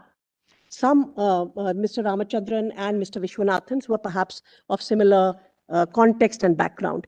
My petitioners can be broadly classified into two groups. Petitioner 1 to petitioner 4 are queer, feminist, and trans activists. They have, for the last few decades, been part of providing shelter, emergency helpline, etc. And they form what is called the National Network of Lesbian, Bisexual, Intersex Women and Trans Persons. Petitioners number 5 to 10, who have been anonymized even in this petition because of the precarity of their lives, they are three couples in relationships involving a trans person and a cis heterosexual woman. And therefore, my lords, I would urge that while for shorthand we are using the term same-sex marriage, perhaps as was said by Mr. Kripal, these are marriage equality petitions before my lords. And I would say address that my particular petition is about marriage and relational equality. And I will come to that a little later. My lords, why this need for marriage? Much has been said about this. If I would just speak about drawing upon the experiences and the lived realities of these petitioners. On 1st April 23, a closed-door panel hearing was held in the city by PUCL and the National Network, where 21 persons of different sexual orientation and gender identity deposed, centering the focus was familial violence on persons of different sexual orientation and gender identity. Why I need to focus on this is that there seems to be an assumption that the families will necessarily be supportive. They are fortunate, and it's good that some are, but many may not be. And these come from very marginalized contexts in terms of class, caste, religion, and the primary source of violence, hostility, interference, is the natal family. And therefore, why does marriage become such an important legal shield, a legal protection which goes to the heart of Article 21 also? My lords, I will point to two excerpts. My report of that public panel hearing is in volume 5. Actually, of compilation 2. Grover, can you sort of summarize your points so that we can take your submissions down and my lords, I actually have put them in just formulate the 3 or 4 key points so that we can take them down in bullet. I will just do that. I've actually also put them in a 4-page note so that you've submitted a supplementary note, right? Yes, a supplementary note just this afternoon for ease of another one. For convenience of the court as to what is it that I will be addressing. Short submission. Please, my lords. Yes, short submission. This afternoon, my lords. 14 page we have got it. Yes, this is a shorter, the 14-page one. The 14-page one. 14 page. Please, my lords, it's the same. Where the prayers and the distinct issues. I'm not taking my lords through the issues that are already covered. We have it. We have this. Please, my lords, I'm grateful. My lords, the distinct issues and my specific prayers relate to one is a declaratory relief vis-a-vis this. Port 1 का internet नहीं चालू है. Brother Call, do you have this? It was 14 page. Yes, I have it. The 14 page, na? Yes. 14 page. Grateful, my lords. Justice Call also. 1:15. Justice Bhatt also has. इसमें डाला है? नहीं ना? Okay, अच्छा ठीक है, प्रॉब्लम इसमें है, ये है वो, अच्छा, yes Please, my lords, my prayers are para 11. My prayers are in the last page 13, para 11, which would encapsulate what my main submissions would be. One would be a declaratory relief vis-a-vis the Special Marriage Act to save it from unconstitutionality, and many arguments to that have been addressed. The second, and on the notice. Yeah, thanks. So A and B have been fairly. Please, I'm not going into that at all, my lords. On the notice, domicile, What's happened is that the internet is not working.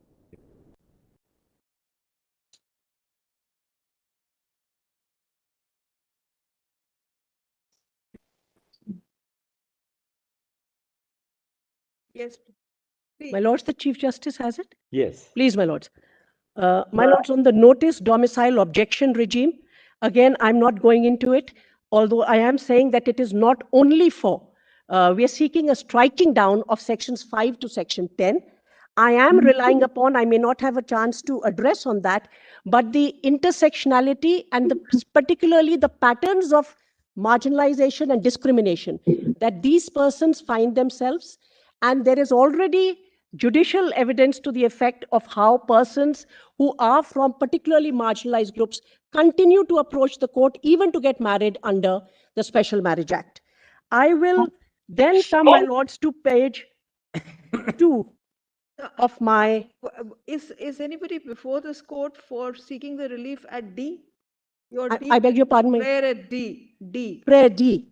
Please, my lords. Anybody Please. for us seeking this relief specifically? I am not sure. Because the way it's been worded, we haven't come across. I don't think so. I don't think so. That's why I would be grateful. It is a distinct issue. Your ladyship is right. It is a distinct issue. But I would today be emphasizing on E and F. My written submissions deal with D. Today I will emphasize on E and F, which are again instead of D. D. My today's E.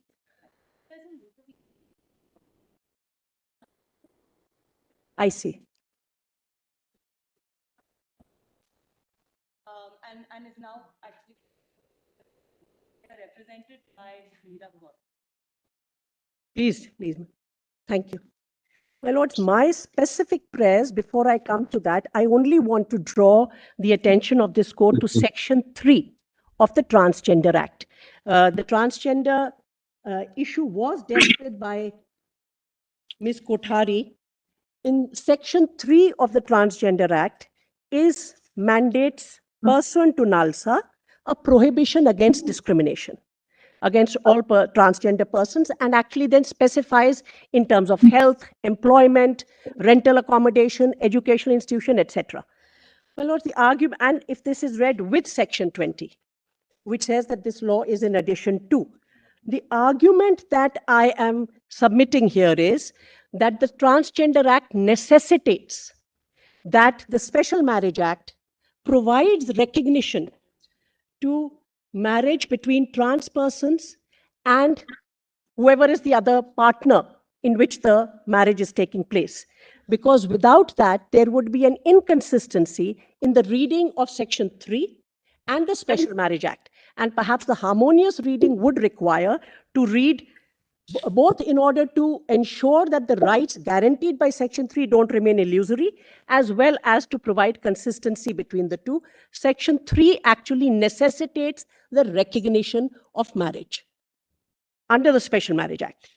My lord, the next aspect, I will not go into indirect discrimination, intersectionality, all that is taken from the judgments of this court and is before the court. I will go immediately to what is a distinct aspect. One, we are saying that given the nature of natal violence, and this natal violence is severe, if I can just read that, if I can just take my lords to volume 5, compilation 2, PDF page 125.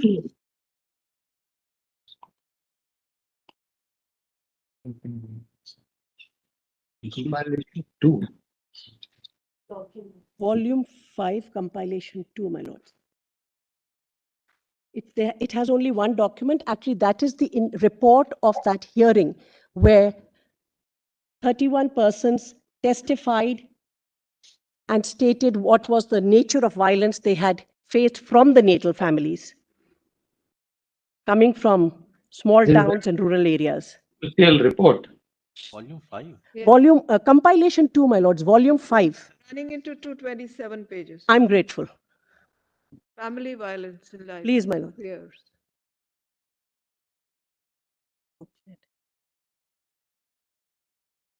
Which part are you? I'm at page 124, PDF page 1 to 5. Internal page would be 124, PDF page 124, 125. It's Ongoing titled Ongoing Negotiations. Please, Your Ladyship. Hair and clothes are markers of identity, gender expression, and one of the first markers of identifying somebody as belonging, who may determine their gender identity differently. In fact, the act of cutting the hair or keeping the hair long invites consequences which can range from house arrest, no schooling, post-marriage at 14. These are all testimonies before my lords, as well as corrective rape. I am reading only one testimony here. Every time I go home, I need to cut my hair, dress differently, misgender myself, and it is an intensely difficult experience. I cannot express in words how intense it can be, even though it does not look like what I am experiencing is violence, or it is not as intense. It is there when I have to keep pretending with them. There is this insistence that I need to survive, for which I need education, so I have to keep doing it.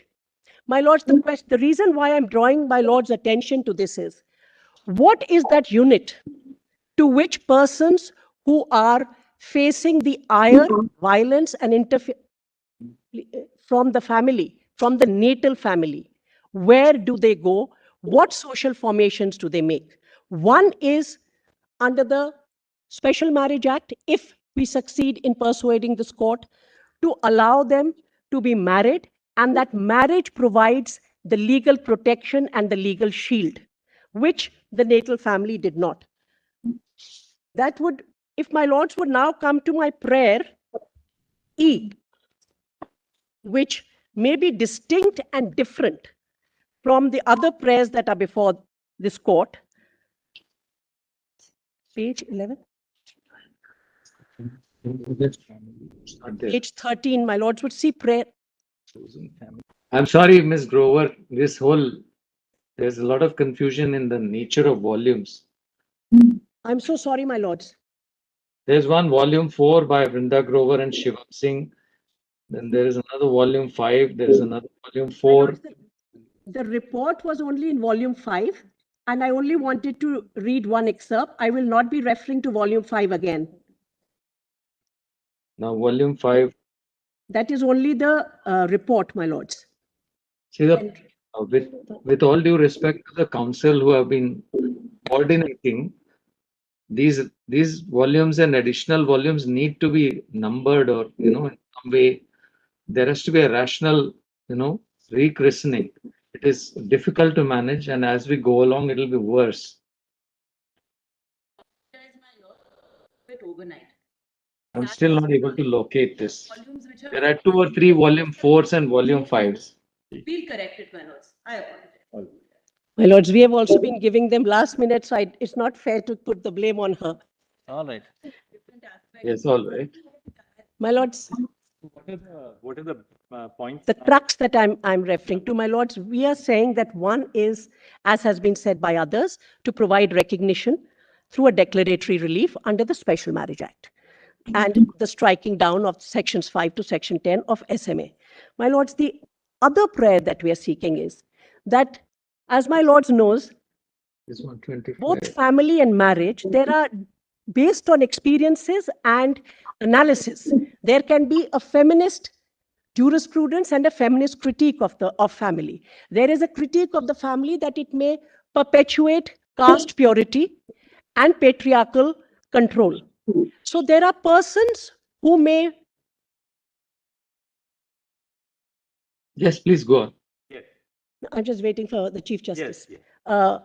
My lords, there are persons who are of different sexual orientation and gender identity who, because of the hostility of natal family, actually have intimacies which are non-conjugal in nature, which may be non-marital. They are non-procreative desires, but they are intimacies, and that is the only support, the only social enclave of comfort, care, help that they find. My lords, for instance, during COVID, a study that was done on trans persons found that when trans persons, due to lockdown and the nature of the disease, had to return to their natal families and their homes, over there, they faced violence, they faced for prohibited conversion therapy, and that was actually an illustration of what would happen if other social formations of care and support did not exist. This is what my lords has described as atypical family. This form of chosen family is recognized in our law. My lords, for instance, adoption. Adoption is a form of chosen family. Today, we recognize families and we conceptualize family as by blood, marriage, or adoption.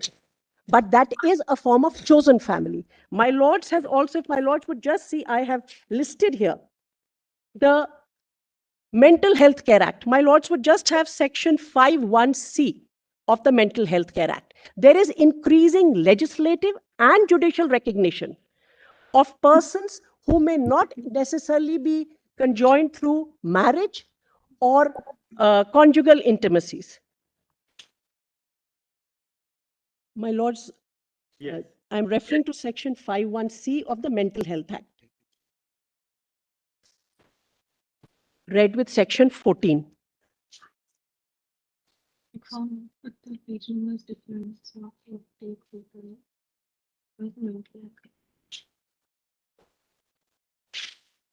In relation to advance directive, every person who is not a minor shall have a right to make an advance directive in writing, specifying any or all of the following. C, the individual or individuals in order of precedence he wants to appoint as his nominated representatives as provided under section 14. Section 14 talks about appointment and revocation of nominated representative. And my lords would see that what the legislative intent here is that here is a vulnerable person who may not get necessarily the support and whose personal autonomy may not be respected by natal family members or persons by blood or marriage. And therefore, in such a circumstance, the legislature is giving primacy over and above blood and marriage to a nominated representative. My lords, in my particular case, petitioner number 1, Rituparna Bora, is a queer person and she has, both her parents have passed away. Her father was supportive.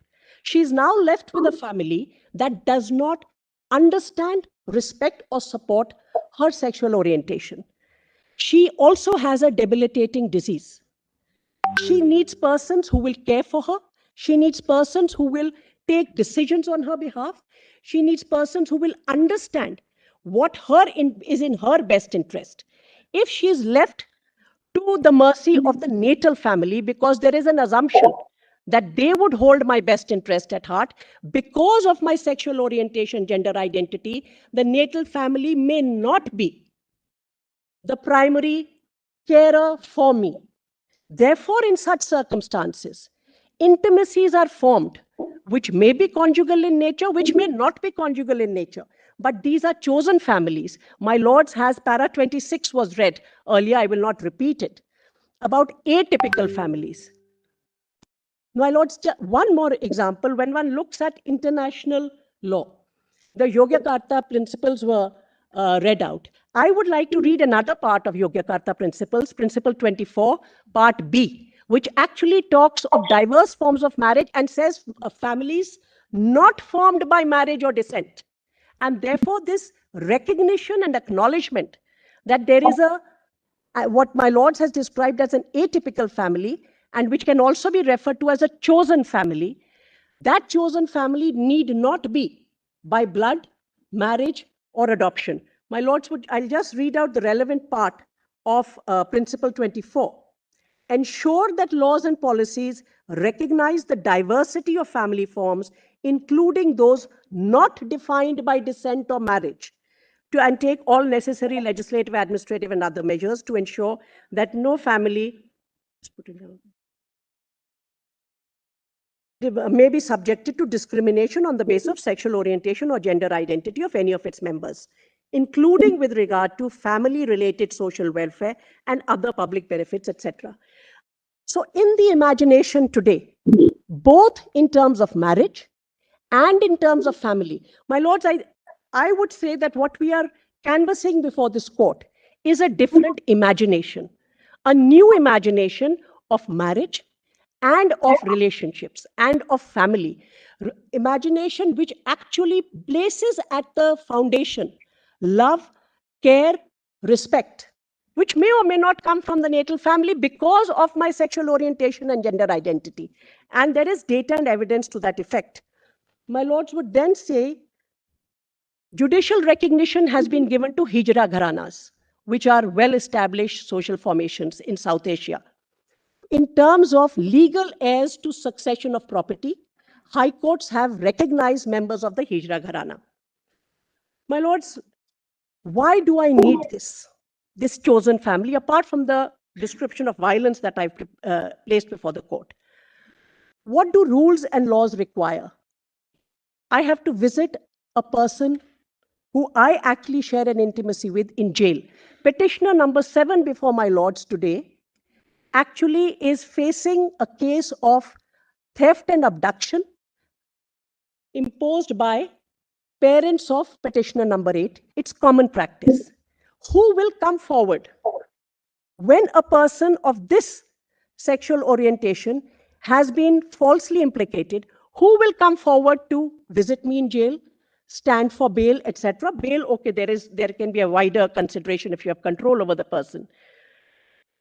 Again, to take rites to be performed at the time of death, or how I am. There have been very traumatic testimonies, how misgendering takes place at the time of death, how I am dressed for my last passage. All these, who would respect? Not the family that abandoned me and that inflicted the violence on me. For all those reasons, the chosen family, even beyond non-conjugal intimacies, today is seeking recognition, because without that, they have no support structures through which they can live. I will just end, my lords, because I know I am almost out of time. One prayer refers specifically to nomination, that I may be allowed to nominate as next of kin a person of the chosen family. My last submission, my lords, would be that where, as has already been said by Mr. Ramachandran, that what is the protocol to be adopted? There is one protocol available in Shakti Vahini, but as it fell from my lords, the Chief Justice, that these protocols should not trample upon the agency of the persons concerned to whom protection is being given.